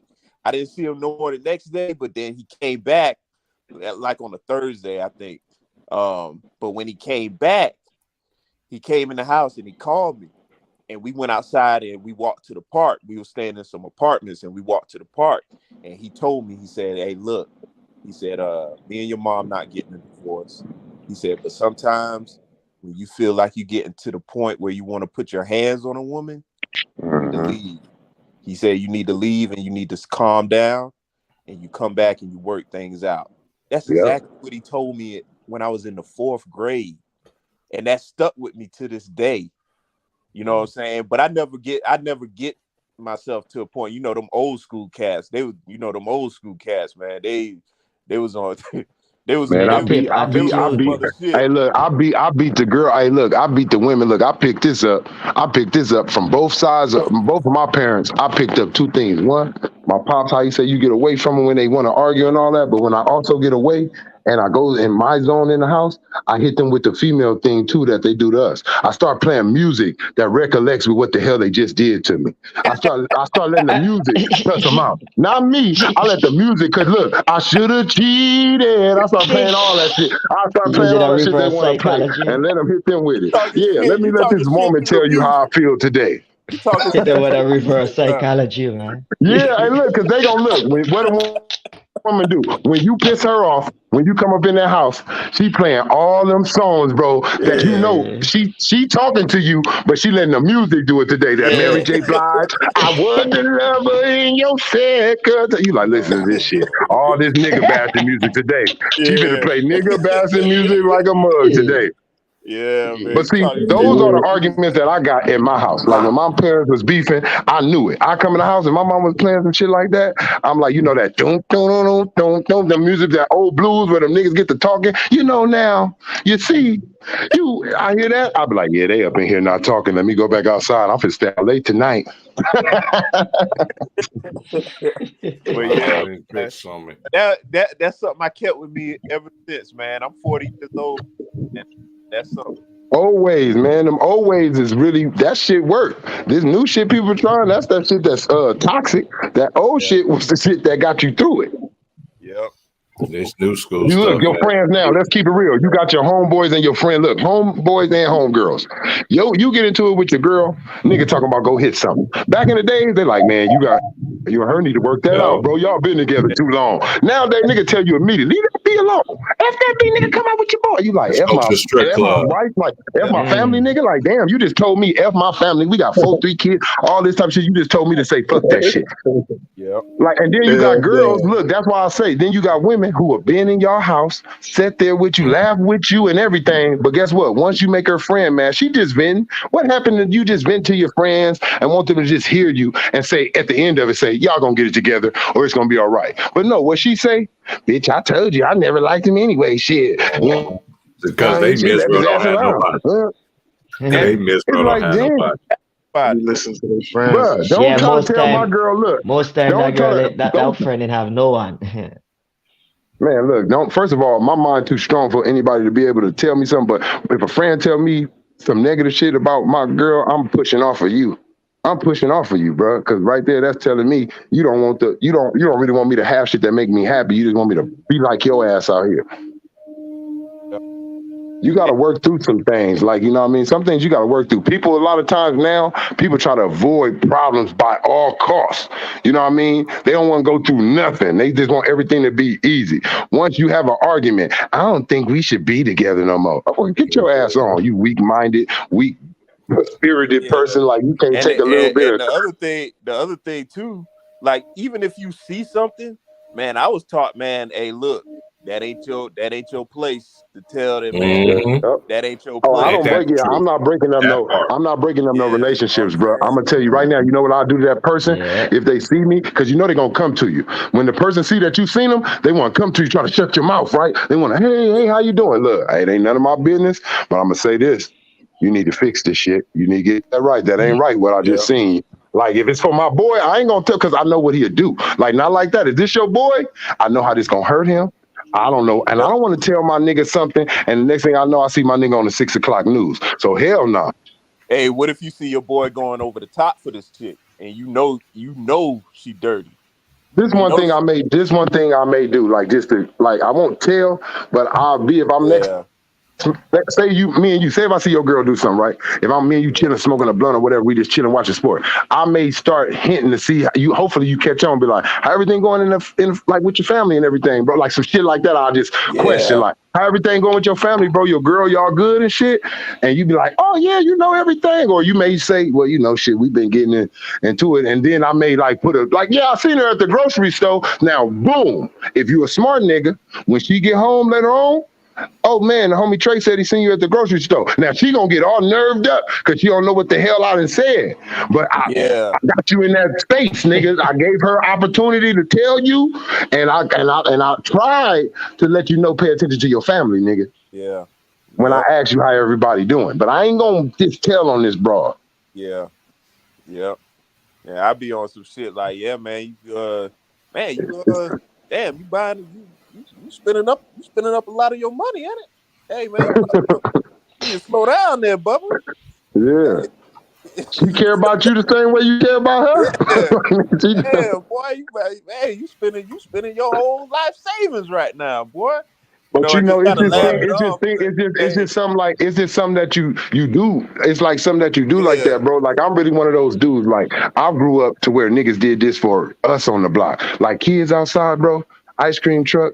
I'm buying all the kids ice cream. Hey, come on over here. Yeah, come on, everybody. Yeah, everybody. Just give what you want. Yeah, Yeah, get them all what they say. Whatever they say, man. Here go $20. Give them all what they say. Here you go. Boom. Now, stuff like that, throw the ball with them. You know what I mean? Because it's a lot of dudes and like niggas that I know. My homies, some of them locked up. They kids out here. Oh, damn, look. This nigga ain't got nobody throw the ball with him. What you doing, little nigga? Oh, I'm just playing catch. Go down there, nigga. Let me show you this spiral. Yeah. Yep. And you know that. And back in the day, not trying to show your mama no Spyro. Let me show you the Spyro. See, niggas be trying to show niggas mama's Spyro. I don't play that. Like, sometimes, see, that's what's gone. It's no loyal homies, bro. Like T Price. This my brother, bro. Like that's how I look at him. Like, if someone was to go to where he couldn't get to, like, he needs to be able to trust me to be able to look out for his family, bro, if he needed, and not trying to do something to hurt him. Like, you need people you need to be able to trust. Man. You need to be able to trust, like, people, man. And it's cold that you can't even trust a nigga like that's supposed to be your boy, your close brother. Like, the first time the first time you ain't around, he immediately trying to tell your girl, can you get that paper right there? Bend over a little bit right there. Get that paper for me. Like, he immediately up in there on that shit. Yeah. Like, damn, girl, I wouldn't treat you like that. School day. Basically, if it wasn't for the homie, I would have been trying to get up in you. Yeah, like, man, ain't no code no more, man. Like, how I got that right there. Look, that right there. Like, I'm gonna just keep it real. I don't want that to come back. Like, I don't want that to come back to me, bro. I don't want that to come back to me. When you was little and you used to be playing and the ball roll over to the car where the older kids at, and you know they over there talking business, them boys used to be like, hey man, go back over there and play. Hell yeah. They didn't even let a nigga stand there too long. Look, they didn't let you stand there too long. You could just be coming from playing basketball, see them down there. You know, everybody got one of these in their area. What up, Junebug? Whatever the niggas' names be. What up, Junebug? Nigga right there. You talking to him, talking to the other niggas, they give you five. That was us right now. You playing, you still keeping it up with the sports? You like, yep. And immediately they tell you, get on from down here, though, for something happened. We don't know, some niggas pull up, police. Go on from down here. Then look, we don't want to hear your mama or your daddy mouth. Go on. Yep. That's how this shit used to be, man. Yeah, man, it was a real community thing, bro. At the end of the day, everybody wanted to see everybody kids make it out of the ghetto alive and well and in good health and doing something successful, bro. You know, when I was growing up, I'm gonna say, see, it's different. It's different now because the generation is flip flop. But I'm gonna tell you, I come from that generation to where, like, me and my sister was like, y'all are gonna be the first ones to graduate high school on some shit like from the family. Yeah. Hey, so you grew up I come from shit like that. Like, y'all gonna be the first ones to do this. Oh, you the first one to do that. Like, shit, it wasn't a lot of people doing that shit back then. Hey, you grew up in the city, Trey? Yeah, out here in LA, in South Central. See it? Yeah, so let me ask you this, man, because I grew up in South Carolina, in the country. And basically, you grew up around your cousins. You go to school with all your cousins. Like, so is that how it is in LA? Like, hell no. You more likely going to school with just, like, you probably got one cousin that go to your school. Like, you probably got one, and you know, it's probably a girl. It ain't all the time the same sex as you to where y'all can do like shit together. You feel me? It's like more like you looking out for her and shit, and you know what I mean? Like some shit like that. But other than that, LA so wide and big, it's districts out here. So if your family live on something east, they home high school or home middle school may be this one. And the only way they can go to your school is if you're using an address in that area. So you more than likely going with niggas in your neighborhood, your friends on your block. Y'all all walking to school together and coming back together. And like, it was a group thing like that with us. That was the protection thing. Walking with about 7, 8 motherfuckers, you know what I mean? And you know, the group start branching out. But as we start walking down some blocks, they like, all right. Like, you know, we walk you to your house. All right, man, see you shit tomorrow or whatever. Yeah. And it was different in the country, man, because, man, you went to school with a lot of your first cousins, man. It's about y'all about 12. And see, we got chased a lot too, man. See, I don't know how y'all, but see, it was a lot of bad shit. Like, we knew blocks, like, we had to walk. Sometimes you had to walk that long way because you knew, like, you walk down that block, bro, you know them niggas down there, bro. They gonna get to asking us some dumbass questions and shit. They gonna try to sick a nigga on us. Like, oh, I got a little homie for you. Like some bullshit. Like, man, go on somewhere with that shit, nigga. We trying to get home. And so that's what, because around the late 90s is when, like, the gang shit started coming in, like, where I'm from. But it was never like, it never used to be like that, because basically your family was it was serious, man. It was serious, man. I went to go get something. From the stove for my mom. I was 12 years old. Me and my cousin, we going to the stove. Me and him the same age. He like 8 months older than me, but at this time we both 12. Man, once we go to the stove, these niggas from Hoover at this time though, but they ran up on us and they like, where you niggas from? I'm like, man, go on somewhere, man. We ain't, man, go on. Like, just move on. Like, get about our face. He like, oh, hell no, they try. It's 2 of them, though, and 2 of us. They're like, oh, hell no, like, won't you be from this? He like, got it. Like a young nigga like me, he probably 13 or 2, but he, like, in my age range, he like pointing to his little tattoo of his gang. Like, won't you be from this? I'm like, man, I ain't being from nothing. I'm like, I ain't being, and I'm like, I especially wouldn't be from, I'm keeping it real because I know about how I felt about them anyway. I'm like, I especially wouldn't be from no Hoover. So my cousin, he lived in an area that don't get along with these niggas at all. So he nervous because all he hear is the other side. You know, all he knows is these niggas the bad guys, nigga, to him for real. So he looking spooked up. So the niggas like, oh, well, if you ain't gonna be from Hoover, where you niggas live at? I'm like, nigga, I live right down the street right here. They like, oh, that's whoop-de-whoop side, nigga. That's some whoop-de-whoops over there. Y'all niggas some whoop-de-whoops? I'm like, man, nigga, ain't nothing. I got a bag in my hand, in my left hand, and I got my right hand free.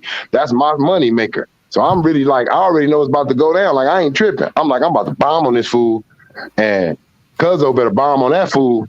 And nigga, we gonna break like across the street, nigga. Boom, like nigga, straight to the house, nigga, non-stop. Cause see, we was close to like where they came from. They right around the corner. It's other little niggas just right around like from the little store. Like if they just cut down there, they can get about 5 more niggas to come run right there and get it. Man, once that nigga like start, I seen him looking towards where the rest of them niggas was at. Smack that nigga in his mouth. Got my back sucked in, head up, nigga. Come on, calling my cousin. Come on. Nigga, we breaking down the street, nigga. I'm like, man, like right there in my, like, see shit like that. And when shit like that happens, I'm gonna tell you, it's easy for you to start looking for a weapon. Like, see, I'm just saying, in this street, like, after things like that happen, niggas get jumped. Sometimes niggas ain't never want to do that. But once things like that happen, it scares you, or it leaves a scar or a mark on you, where you be like, nigga, I ain't never getting caught like that again, nigga. So give me a gun, nigga, and watch this. The next nigga walk up, and the next, and see, that's what I used to tell niggas. See, that's a trap. I'm gonna tell you this. It ain't about being a beast. It ain't about being one of those niggas. It's just about being scared, bro. If you give a person a gun, they're scared, right? You give a scary person a gun and say, just go walk, just keep walking outside, keep walking down the streets. You gonna be looking, a nigga gonna be looking just like old boy off of Juice. When he was walking in the alley and that bum jumped out, he just whipped it out, almost shot him. That's how you could just catch, cause you be damned if you let somebody touch you. If you know somebody about to jump you or ask you where you from, you gonna pull that gun out, close your eyes and squeeze. It ain't about you being a killer. It's about you being so scared not to let them do whatever they want to do that you forced to do that. Yeah, you in reaction mode before anything goes even down. if you had a pocket knife on you, if somebody was jumping you, if 4 dudes was jumping and you realize like, oh, I got a knife in my pocket. Before you know it, the survival mode in you gonna kick in, and you're gonna start reaching for that knife, whip it out, and just start going towards somebody before you know it. And so it's like you don't have to be. You don't have. That's what I'm saying. You don't have to be a killer. It's sometimes you're in some messed up situations that force your hand to be. And man, see, you jump height of fences you didn't know you could jump, man. When man, look, man, I done ran from dogs. Look, I done ran from dogs and it looked like an Olympic leaper, bro. Just jumped 2 feet, boom, right on top of the car. Like, damn, how I do that? Damn. And see, it's different in the country where I'm from because you really didn't need a weapon because you was rolling so deep with your family. It was like, you know, if somebody messed with you, man, you had we were throwing hands. Oh like, it was those two. You had it was mixed. Man. It was mixed out here. So you had that too, but it was more like in your neighborhood. Like you get into a fight with somebody on your block, you see them bring their whole fucking family out the house. You ran down the street, got your whole fucking family out the house. Man, hey, check this out. Hey, y'all, check this out. See, the shit was so crazy was you would fight, you wouldn't have to worry about going to get a gun because you know why? You'll probably be sitting in church. That guy's grandma and your grandma are real cool. So y'all you're gonna be playing with the nigga later on. Church, looking at each other on Sunday like, damn, we just fought on Friday. Mm-hmm. Yeah. And then look, your parents look, and then your mama or your grandma tell you, "Are we going to look? You going? Look, you know them days that you were fit to get whooped with church. You going about 3 services all day, so you ain't going home. You fit to go to this nigga house too. Look, damn, I'm fit to go to this nigga house until the next service." Oh, this crazy. Look, now you walk up in the nigga room. Look, y'all forgot all about that fight. Nigga, y'all in there playing the game and shit. No, it was just in my zone. And look, I'm gonna tell you what else. I'm gonna tell you what else you didn't have to worry about. That I feel bad for this generation. Man, it was like a normal thing in school. Like everybody knew about the hazing. Like nigga come up in here with some dirty shoes or your hair not combed. Nigga gonna be bagging on you all day. Oh man, look at this nigga. Nobody was gonna come back to school and shoot the shit out of you. Nah, man, you had to learn how to do. You had to have a tough shell. You had to have tough skin. You gotta have some rhinoceros skin on you, man, because everybody got it sometime. But you don't even know, but those are the kind of thing that builds you up, and you need to know. That's why. Hey, look, what makes you strong, like in some ways, like to where you get used to it. Man, I used to tell dudes, we used to, man. I remember I didn't got roasted, but you know what it do? It get your bagging up. I used to tell niggas, say something back. I used to whisper, tell them, look at the shoes. Say this about the next shoes. Every action in life should be a lesson, man. Everything man, all that, bro. Look, from writing letters. I done got roasted too, and I used to be like, all right, tomorrow I'm gonna come back and I'm gonna. And look, you know you had that one nigga though. I ain't gonna lie. Hey, check this out. We'll be all standing waiting for the bell to ring or something like that in the morning, and then I'll say some shit like, "Hey man, I seen your mama at Piggly Wiggly yesterday," and everybody be like, "Oh shit." You get the last one in. And then you got that one. You got that one little nigga that everybody know, right? Everybody know this one nigga. He the mean nigga, right? But he our boy. But he mean as hell and he love to fight, right? And everybody always knew it. He'll let you joke. But if you got everybody to laugh too hard, he'll be like, all right, nigga, that's enough, nigga. We gonna fight. So you be like, oh, this nigga getting serious. This nigga getting serious. Yep. And then you'll have somebody like, hey, man, you can't get mad now. You can't get mad now. Come on. I'm telling you, look, I used to see niggas go shoulder to shoulder for an hour. And sometimes you remember those days when niggas just walking around each other's shoulder? Do something, nigga. You do something, nigga. You do something. I'm talking about for 10 minutes, these niggas just pushing each other's shoulders. Sometimes it's opposite, bro. Sometimes it's that big dude, that big strong dude is the funniest dude and he cracking on everyone and you can't beat him. Yep. No lie, hey, look. I done had my look. We didn't all had our moments. Look, I remember I had to fight the big bully because I had to give him that. I had to give him that business, boy. You ain't about to look. We was in the wrong class with the wrong pretty kid. We know all this about boys. You could really be scared of a nigga. But if that girl in that classroom or somewhere in that facility that you like, well, I'm about to get my ass beat. I'm about to get my ass beat today, nigga. You got me mixed up. But you know what? Didn't you know back then, like, yo, if I let this dude continue to push me around, it's gonna be over. Yeah, I'm finna get this out the way right now, bro. He gonna know. Look, I always told people this. The whole school gonna think they can fuck with me. So and I always told my little cousins this. I said, let me tell you something. If a bully come up to you and another person, right, and he like, give me your money, and he gotta fight you for 5 minutes to get 50 cents, $1 off of you, he gonna stop trying to take your money and go to the nigga who just handed it over. Exactly. He gonna say, nah, I ain't finna keep on bumping. I ain't finna keep on squabbling with this nigga when I could just go around and get it from a nigga easily. That's how you stop the see. I tell a nigga, I don't never believe in bullies. When niggas be like, oh, he a bully. No, he ain't. You scary. Ain't no such thing as no damn bully. It's a such thing as being scared in a motherfucker to fight back. That's your problem. This is one thing I always say. The 5 minutes worth it. That 5 minutes will save you 5 days, man. This is one thing I always tell cats on here all the time, especially of late. I'm like, dude, if I let you talk to me in any kind of way the first time, every time you see me on here, you think you can talk to me in any kind of way. No, we gonna nip that shit in the bud. You can't sit here and talk to me like you can with everybody else, nigga. Straight up. And you know what? I'm glad you said that, big bro. Hey, and look, that's a message right there. What T Price just said. You cannot sit up here and talk to everyone the same, and that's a fact. You can look, we can all be boys. We can all know each other. We can all grow up with each other from 4 years old. But guess what? I talked to T Price difference on our one-on-one time. I talked to my boy right here from the islands different on our one-on-one time. We all got our different, like, serious moments where we get deep with each other. It's different how we get at each other, but we all got a mutual understanding of respect, though. It's like what T Price said, though. I even take that to the job.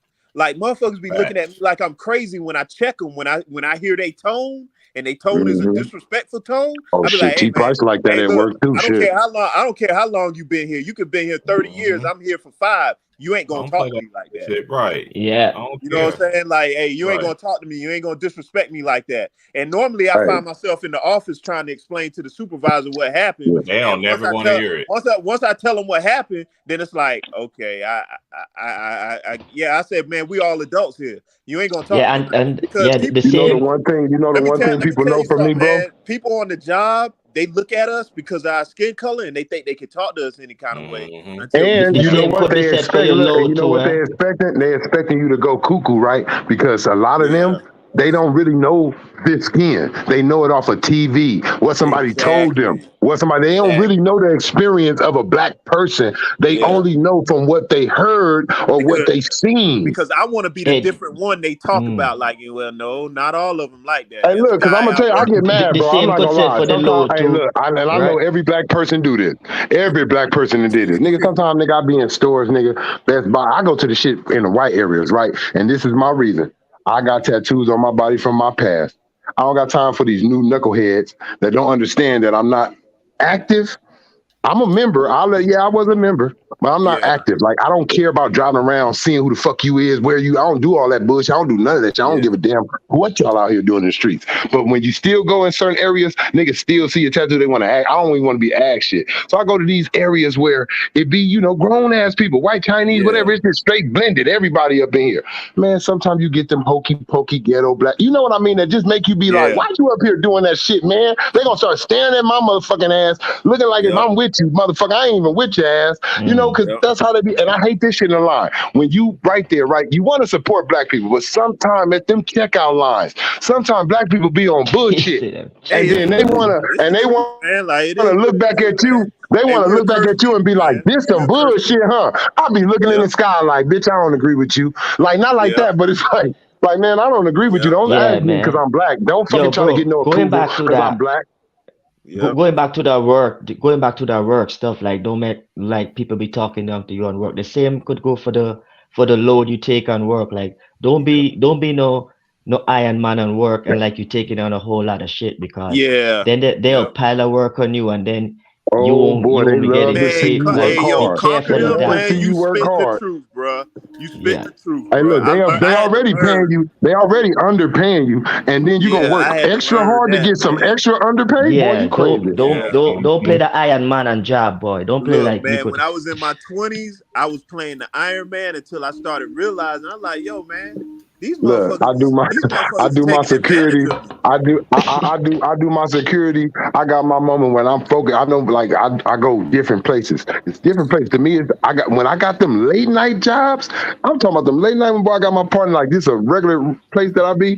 My partner, boy, I ain't gonna lie, I pulled the Wooby Jooby on that nigga one time. Boy, I knew it was so cool back. Look, I knew it was so cool back at this spot, right? I said, I'm finna take my break. Boom. I went and took my break. I knew it was Hey, just yo, this but the lavish guys, spot. I got a Boy, look. piece right now, yo. My daughter just wake up, so I got Okay, peace, okay, yo. Hey, okay. A all right, royal and conquer, highly Hey, for man. salute, sure, brother. man. Come Hey, back, good man, and Yeah, talking to holler you, man. at your brother. boy. Yeah, for real, man. Respect, All respect. right, Yes, man. sir. Much love, Man, bro. I'm right there in the car. Look, I'm in the car on him. Got the windows down with the AC on, right? Took off my jacket, boom, took off my security shirt, boom, put it in the trunk. Look, boom, from the inside. Whoop, look, put that seat down. Look, y'all get back up in there. I don't want this shit on you too much. Boom, start hitting my little joint. Whoop, watching my little movie and shit up in the car. Look. Yeah. I knew the nigga he know where I park it. Look, that ain't enough. Boom. I didn't want to be bothered at all or do no work that night. I thought I'm getting some easy money.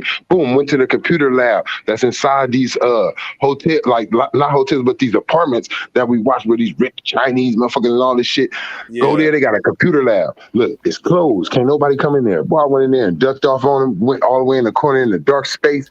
Boy, went the sheep on his ass, put the alarm on an hour before it was time for me to get off. Look, that nigga, look, when I came back down there, walking down there, he was at the desk. He was like, bro, where the hell you was at? Look, he was mad as a motherfucker because he couldn't take his break. He couldn't take his breaks or nothing, nigga, because I almost disappeared on his ass. I came back that hour before my ass had to get off. Go ahead, bro, take your my break. Hey, look, man, my bad. I'm going to keep it real with you because he smoked too. So I'm going to keep it real with you. I hear some ooh-wee, nigga. That shit knocked me out. I had to go and recuperate, nigga. Your boy couldn't be standing down here in the goddamn lobby, nigga, looking like a zombie, nigga. I had to go and sleep that shit off. But that nigga was mad. I'm talking about that nigga did about 7 hours, nigga, by that shit. Yeah. And that, like, on my job, like, you know what I'm saying, we run machines and shit. I'm an operator. And, like, sometimes the machine go down, but when the machine go down, I'll be like, good. I don't give a shit. It's time to chill. But then you got motherfuckers around you like, man, I'm getting so bored, man. I need to find something to do. I'm like, get away from me. Go find something to do then. Get away from me. I'm chilling. Hey. I don't need I you. done pull the AD too. Look, I done pulled the AD and some Kawhi. Look, I done pulled a Kawhi one time at work. Look, I ain't getting touched at all. All I did was mace a nigga. Look what I told him. I maced him, kind of tussled with him a little bit, and look, oh shit, my back hurt. Look, I need some hazard pay. I gotta go home and relax. Me and this man tussle. Well, I got about two weeks off. Just still getting paid. Not nothing, boy. I know how to take my advantage of shit. I don't give a shit. Yeah, like Conquer them said, man. Like the brother just said, that just left, man. Hey, we got to stop playing Iron Man because they don't pay us for the shit. They don't. Man, look. They don't. And they keeping us from. They keeping us. See, they pay you just enough to stay where the hell you live at already. Yeah. They pay you just enough to survive right there where you at. Ain't no that American dream that they used to sell you, like just get a job anywhere in America. Look, you remember the thing was you can be a milkman, you can afford a house with 2 kids and a wife, a picket fence. That shit is a damn dream, man. Because you know our mindset when we get on a job, we trying to prove that, hey man, I'm the hard worker, man, and I deserve some raises. Yeah, I'm one of them boys. Realizing like, damn, bro, why they ain't coming to me for these advancements or these promotions? I'm coming in every day, I'm busting my ass. You know why? Because they know they ain't gonna find no other worker like you. So they gonna keep you. They need somebody down there in that little small ass position to move just like you move. That go hard. Nah, and the thing is, we don't understand. Sometimes we don't understand that. See, and look, and the schooling school really don't prepare. Look, school teaches a lot of bullshit. Let's just be honest. School teach you stupid shit. And what I'm meaning is, school don't really teach you how to go and talk to bill collectors, how to go get insurance when you get grown. Like, even though they look at it, see, those are things y'all want to say, let your parents teach you, but here you is teaching me sex, and you ain't let my parents teach me sex. So won't you teach me everything else in the world? Teach you, remember, look, they didn't, I'm going to tell you what else they took away. They took this, I don't know if they took this away in every state, but out here in California, just from what was going on in game banging, no more teaching you how to drive from school. Like they had teachers ed, that shit gone out here. No, never. I never even had to, I never got to do that. I never got to do that shit. They took teachers ed from the 80s and the early 90s from how game bangers was taking those teacher aid cards and going butts on niggas and kill niggas. So they stopped the shit. Yeah, where I'm from, we call driver's ed. Score and shit like that. Yeah, they don't got no, they don't got teachers ed no more. Like it's teacher education, like teach you how to drive, drivers. None of that no more. Like helping you get, because it was damn near like you get a permit from out of high school, and then all you had to do was go to the DMV. You know this country is full of shit, man. When they don't teach you about credit. Look, first of all, they trick you. They trick you with the United States of America. First of all, if we're united, why ain't it just one party? Why is it Democrat and Republican? To be united, it can't be 2 different gangs, bro. It only have to be one. Why it ain't just one party and everybody just agreeing on what the hell makes sense? Or just have 2 candidates and say, what candidate y'all want? That's what I'm saying. Why we can't have one party and we just choose who's the better person to be next? Exactly. Why do we have to come up? See, they teach you this, hate this. See, they teach you not to. And look, you got real people right now in the world that'll cut your damn head off if you're a Democrat or a Republican or something. Like, it's really like that. You know, think about the colors, Crip and Blood. Don't think that it was really just brought by black people. Like, we made that. Look at the colors for the Democrats, blue and red. Look at the flag, blue and red. What's in charge? White. Like, you got to pay attention to things. Yep. Well, I don't even, man, that whole voting thing, man, I don't even vote. Man, look, they know where they got us from. Say they got some of us from Nigeria. They just didn't know how to say Nigeria or Niger. They didn't know how to say Niger or Nigeria right, and that's how they came with the word nigger. That's where they asked guys from. Well, nigger's in the Bible. The word nigger is in the Bible. You know what I'm saying? And it means black. That's they what know, it means. man. And they know a lot of things. That's why I don't like what happened, because I know what I really am. Yep. I know like what I really am. And I don't like that they don't let me claim what I am. Like, that's what I don't, because if I say I'm that, if I say what I know I am, I'm in trouble for knowing who the hell I am, because I don't supposed to know. Exactly. That part. That's why Kyrie, that's why Kyrie in trouble, and that's why Kanye is in trouble. Because they know who the hell they are. And they tired of we getting our birthright. We watching motherfuckers have our birthright. That's all I'm saying. Man, not only him, that's why Carmelo's not back in the NBA either. Yeah, we he know who the fuck he talking is. Now. We talking. That's what pissed you off when you learn and really figure it out. It's like, y'all got our inheritance. That's ours, and y'all know it. But let me tell you something. You think that they know it too. That's why they keep it from us. You think they're gonna say, well, y'all supposed to run the world. Y'all supposed to make the rules. And y'all, why you think it ain't no peace in Israel? See, this is where they trick you at. If you really read the Bible, there will be peace in Jerusalem when the people return. Those the people over there? Because why there ain't no peace then? Because in the Bible it said when the Jews return to Israel, it will be peace on the land. It's not no And peace you know over what it there. also say? That Jerusalem will be trodden down by the Gentiles until the time of the Gentiles be fulfilled. Guess who over there? Guess who over there running amok over there? The Gentiles. Come on, man. Come You know on, what I'm man. saying? They know what they know what it is, Yeah, like, and they know that. And look, and it's also what's in the Bible, and it's happening. More and more and more people are starting to investigate and learn. It says that in the Bible. Christ said, "Watch for the signs when I return." He said, "When the whole world knows of me." Well, this is the perfect time. This is how you know you're in the last days. Why? Because social media. All around the world, you can connect somebody to one thing. So once God's word hits every space on this earth, once he said everybody on the earth knows my name and knows of me, that's a sign of his return. A lot of things are signs. So let me ask y'all a question. When did y'all find out? When did y'all find this truth out? I started investigating it around 14 years old, like really diving into it. Wow. Me, I was younger. I was like about 8 or 9. What? Man, I'm just coming into this truth like about 7 years ago, man, at the age of 33, bro. It ain't never too late. It's what I didn't never get it. But like T. Price, T. Price even explained it to me and let me know like how I was blessed. Like my pops was born in 1928. So I got a lot of history being told to me that I never even seen and don't post to know. Like that's something that's supposed to get passed down from like, you know, father. I got it straight from the guy who was there.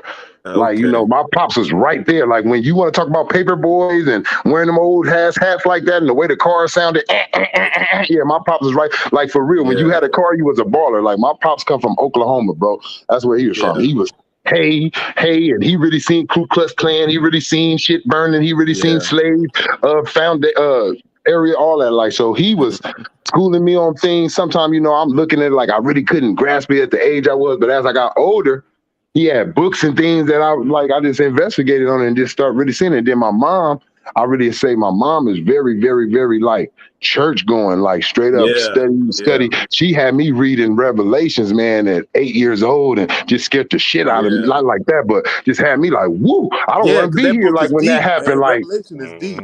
Yeah, like, you know, so it just had me like on some other things. So it was always studying. After that, like I always been a study kid. Like if you teach me something and I think it's interesting, I'm immediately trying to figure out everything about it, what's written, everything about it. So when I start learning about Black Jews and all this and why we not known as that and why they don't represent and why they just disappeared Israelites. Why the Israelites are just, they ain't going off the earth. They destroyed our culture. It's the same thing they did right now recently, right? When they killed Gaddafi, when they killed Gaddafi, remember what they was doing to those people? They start destroying the old history, destroying their papers and their pages and all their history that they had. So what? When the newer generations come in, they don't know a damn thing, and they're going to kill off all the older people who could tell them about it so they can create a whole new history for them. That's what they did to us. Anybody who was trying to teach us some old ways or remember the old ways, they got their heads blown off or hung or got their tongues cut off or something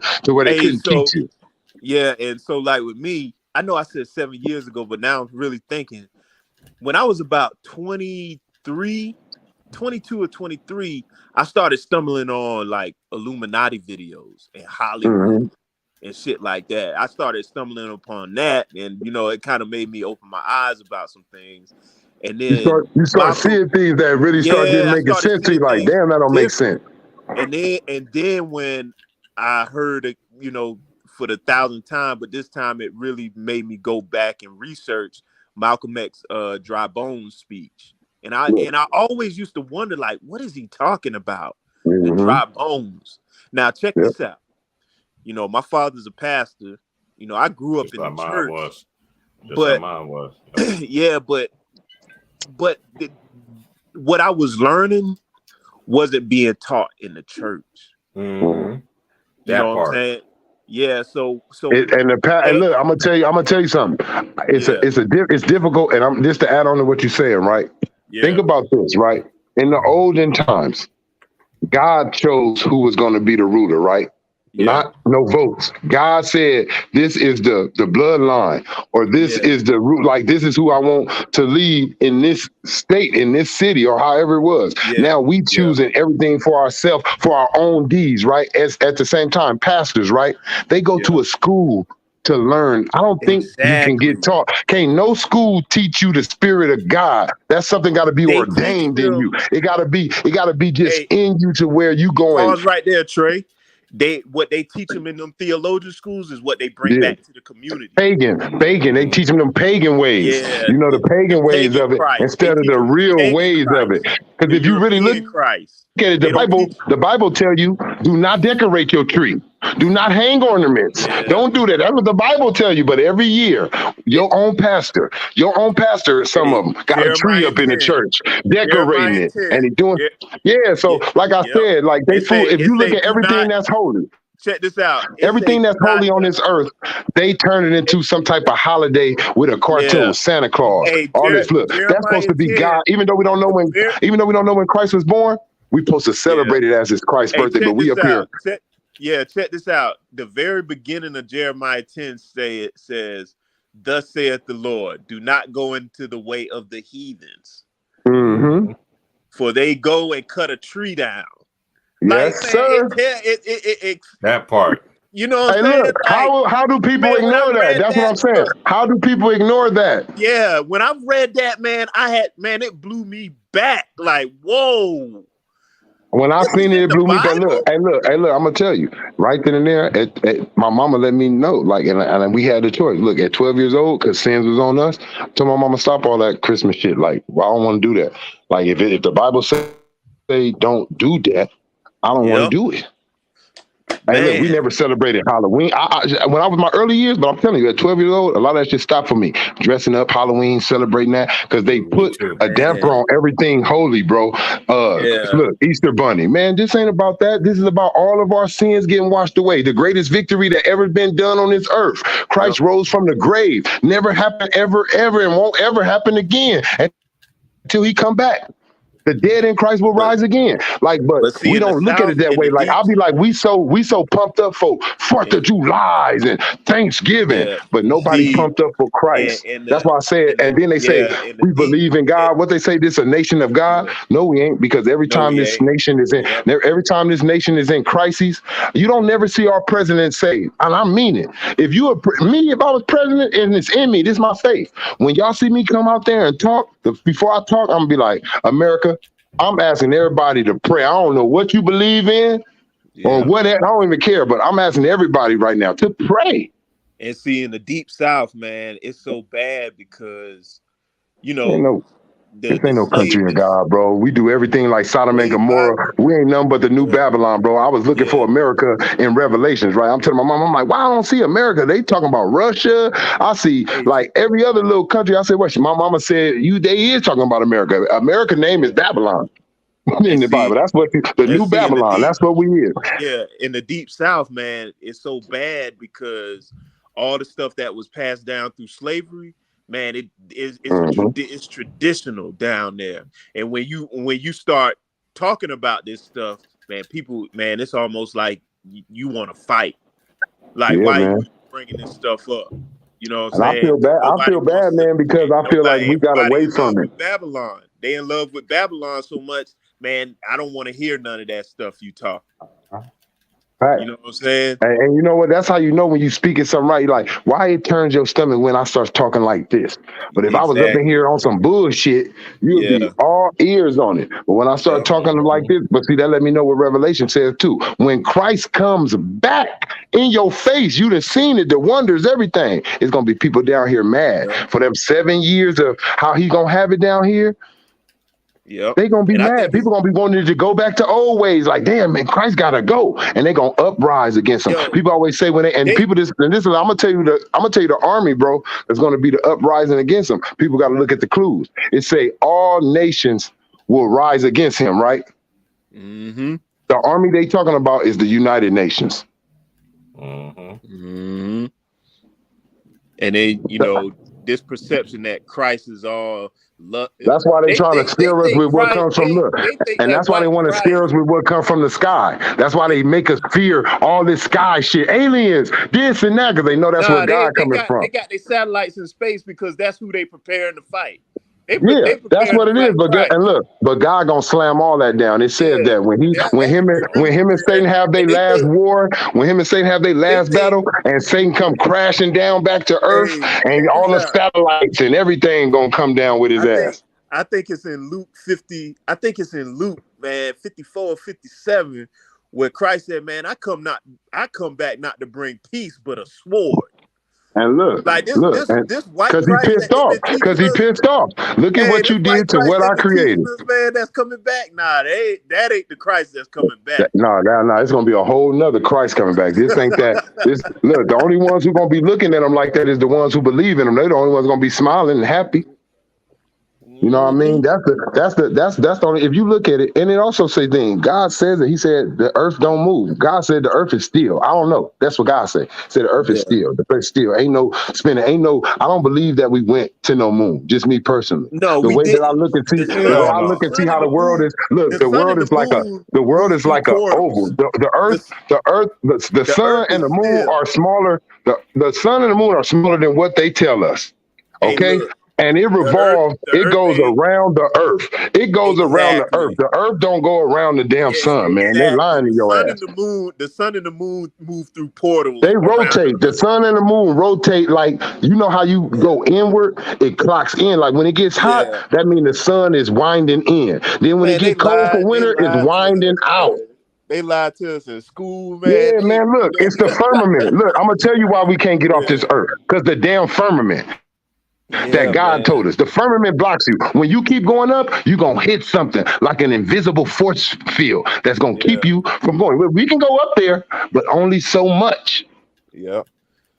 We can't go to no other planets. See, that's what they want to fool you into thinking, that they can escape Judgment Day going to another damn planet. Hey, the other planets they told us about in school, those are angels. Fallen angels. Fallen angels, man. Those are fallen angels, man. A lot of them are, look, people don't even know. I done read things to where they say is fallen angels trapped under the pyramids. That's where all the presidents, they go there to go worship. Yeah, they go there to worship him because they know he's there. Yep, Azazel. Azazel is under that pyramid, man. Yeah, like man, they got video, man, where they can hear hell rising, where it sounds and screams coming from hell. Huh? Yo, I had us to get back up inside of here. This conversation, bro. Love it. Yeah, yo, what's up, Conquer? You guys mentioned a couple of things, yo. So you talk about the Illuminati. They got some writers. If you into books and stuff, like they got some writers, Manly P. Hall, and hey, put it in the chat. Type it in the chat. Yeah, I'm gonna do that. Manly P. Hall and I already know how to do the private chat. Trying to learn. I already know how to do the private chat. Look. I'm gonna tell you. Look, I'm always trying to get closer to God. That's my every moment of my life. I'm always trying to learn more about him and be more like him. That's what he say. That makes me laugh when people be like, "Who you think you is? What you trying to be like Jesus?" That's what he told us to do. What the hell wrong with you? Them people, it's energy draw to energy, right? That's why we know one another right now. People get scared, man, when you start talking about Jesus, because it makes you look at it makes you check yourself. It makes you check yourself. You can't just go buck wild and say I don't care. You have to care. But I wanna in my teachings, right? I'm a Rasta man. In my teachings, right? Y'all hear me? Mm-hmm. Yeah, I was told to see the Bible in two different forms. The esoteric and the esoteric, right? And basically, it's two kind of different language. So and they are like stories. I'll give you like an example of the stories. It's just deeper stories within the stories, right? So when Moses made the prophets and the Pharaoh priests and them when he dropped the staff and the staff turned into a snake, and the other priests and them they do the same thing, right? So what I draw from that is the fact that them priests, they could have do the same thing too, whether it's magic you want to call it or whatever. They had the ability to do them things, the same thing too. So in the land, somewhere in that time, a certain teachings were teaching that made people do magical things.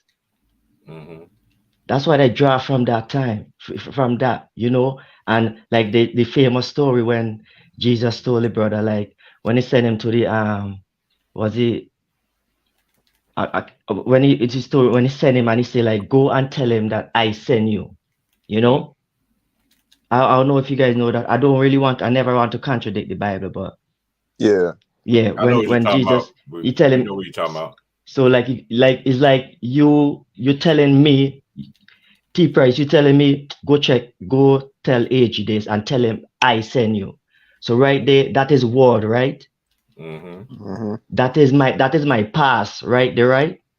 So AG don't know me, but I am coming to him and from you, right? So whatever teachings you know, AG know the same thing too. So Jesus never really had like only 12 close brother to him. There was people like how you go down, you walk on the street and that old man on the side of the road who nobody want to talk to because he have a fifth in his hand and he drunk all the time. Like, yeah. I know. You know. I know what you mean. Because like even with the 12 disciples, man, they had people they talked to. Yeah. You know? And that wasn't his closest. That wasn't his closest brothers. Like he only had 12, you know, behind him. But that number 12 is a significant in a new different way, you know. Yeah. That's esoteric and like there's a deeper meaning with it in, you know. Because 12, I mean, you got to think even in Revelation, 12,000 from each tribe. You know what I'm saying? Which really, you know, is like because you're still gonna have the men and the women and children under those men under that household that's gonna be gathered up. But you know, at 12, those are the tribes who are gonna be leaders. That doesn't mean that's who is gonna be only saved. But those are gonna be the leaders. Those are gonna be the person to spearhead the movement. Exactly. Like some people get in this country, it doesn't mean it's only 144,000 people gonna be saved. No, those are the spearheaders. Like how you talk anything, like you. Yeah. But obviously, if eventually people will follow, you know, because that's how the truth is. Yeah, you could only hold on the truth for so long, you know. That's pushing this feminism so much because they know the Bible talks about men being the head, and then the head of men is Christ. You know what I'm saying? And the head of Christ. And not the tail, right? Well, you know what is that thing about that? That's them trying to push agendas because you know, like people catching on. Yep. All those things are contingency plan just in case we plan don't go right. We gotta throw left hooks and jabs to keep the people, you know. Family. We got it. Whenever they do stuff like that's because the plan themselves they have is kind of being stalled. Yeah. So at the same time, look, man, the Most High is tearing it all down, man. Like 2020, what happened in 2020 with COVID and all that, that's judgment. That was judgment. A lot of people don't understand that. That was judgment. You know what I'm saying? Well, I used to see, man, you know. And the ones that went and allowed the media to scare them into putting something in their body. Hey, you know what I'm saying? That there was a line being drawn in the sand right there. Hey, I'm gonna say one thing too on that. I know there's a lot of believers that still had to put that in their bodies too, and they was preserves. You know what I'm saying? Because you had some family members that still to this day, I know some families that if you ain't vaccinated, they don't even want to see you. That's You can't come in crazy. the house. Yeah, And then you see what I'm saying? So, that's you know, crazy. I that got was family a Yeah, members just like that, man. They church people, but if you ain't got that jab, hey, you can't be up in here. And that I'm like, division, man, where that your faith division, at? That's crazy. that division, man. Yeah. But like Christ said, man, I come not to bring peace. I come to bring a sword. mm-hmm. I come to set a son against his father, a daughter against her mother, a daughter-in-law against the mother-in-law. No, Christ, yo, I don't know this type Christ they taught us. I like, yo, this ain't this a different Christ I'm reading about in the Bible. Hardcore, man. Yeah, this is a different Christ right here, man. Yeah, bro, hardcore. Like Yeah, this Christ same right like here John. is different. Remember who was the teacher? Huh? Who was his teacher? Who, Christ. Christ? John the Baptist. Oh yeah, his cousin. His first Coastman, cousin. Coleman too, walking through Yeah. tongue and everything. Yeah, that was his Anything first you see cousin. that is out of order, he call Yep. it out. Yeah, man. John the Baptist, So man. so Hey. so come on, the student would be like his teacher. Yep. Like, yeah, come on, man, rip up go in the market. Why you think he throw the market? And it's probably some Man, they had to, outer order thing that they're not supposed to be yeah, displaying. That's why he flipping up tables and getting angry. Like that the kind of man he was. exactly. Like, yeah, man. They had to put John on an island by himself because he was there converting people into prisons. And who else they do that? There's a story. I'm from St. Vincent and the Grenadines, and there's a story about the Garafunas people. Yeah.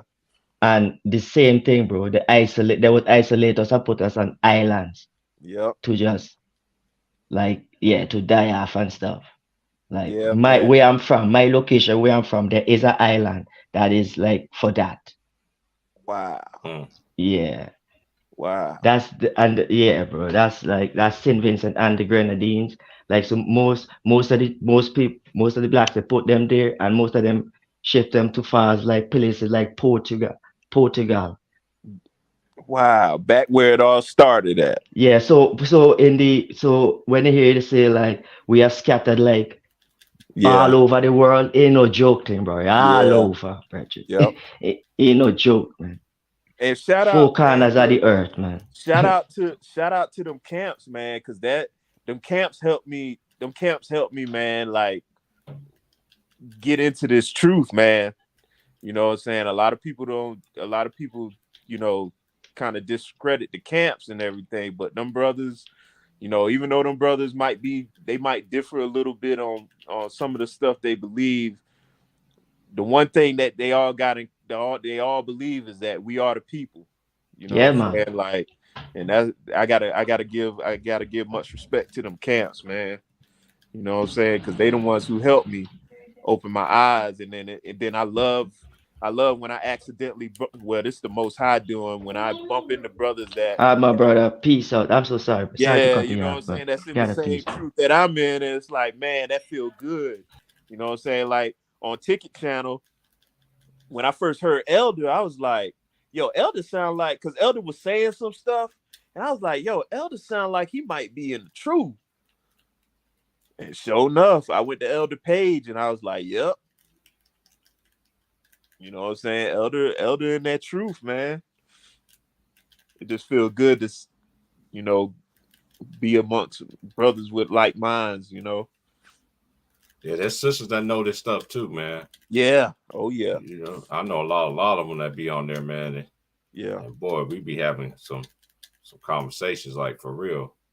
Yeah. You know what I'm saying? But we ain't having it on here yet, because the main reason why my homegirls will come on here, you know what I'm saying, people I grew up in the church or stuff like that, how these dudes' mouths, how disrespectful they are.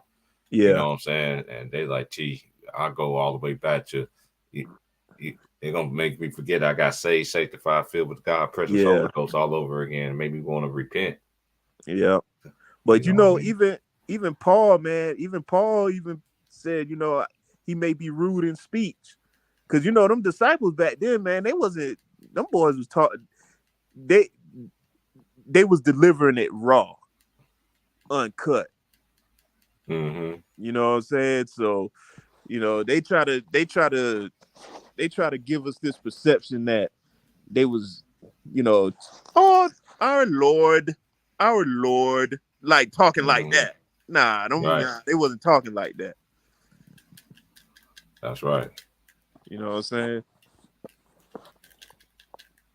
And it's been a great stream, man. I'm about to get myself together, get ready for work, man.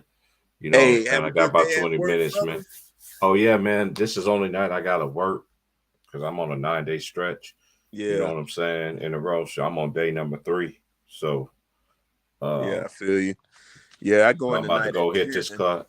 I'm gonna go hit this clock, but even after tonight, every day I will do a stream. Like, share, subscribe. You want to donate that on old head podcast? It's $ old head podcast, man. And even if you have PayPal, man, it's Lamont97459 at gmail.com, man. Hey, it's been a great stream. Like I said, over here we talk about sports, we talk about real stuff too, man.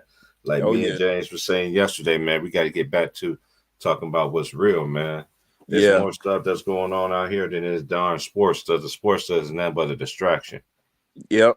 But in a way, it's all connected. You know what I'm saying? Like it's all connected, man. But the spiritual warfare is what them old folks used to tell us. Yeah. It's that spiritual warfare everybody got to deal with. Which spiritual warfare you gonna choose? Exactly. Well, that's the business, T Price, man. Have a good one, bro. Yeah. Oh, yeah, y'all have a great one. Like, share, subscribe. Man, we'll be back tomorrow afternoon, Saturday. Peace. Good show. I want everybody to have a good, blessed Sabbath. I know some people, you know, is going to church tonight, you know, honoring the Sabbath. You know what I'm saying? So no matter what, you know what I'm saying? So y'all be safe.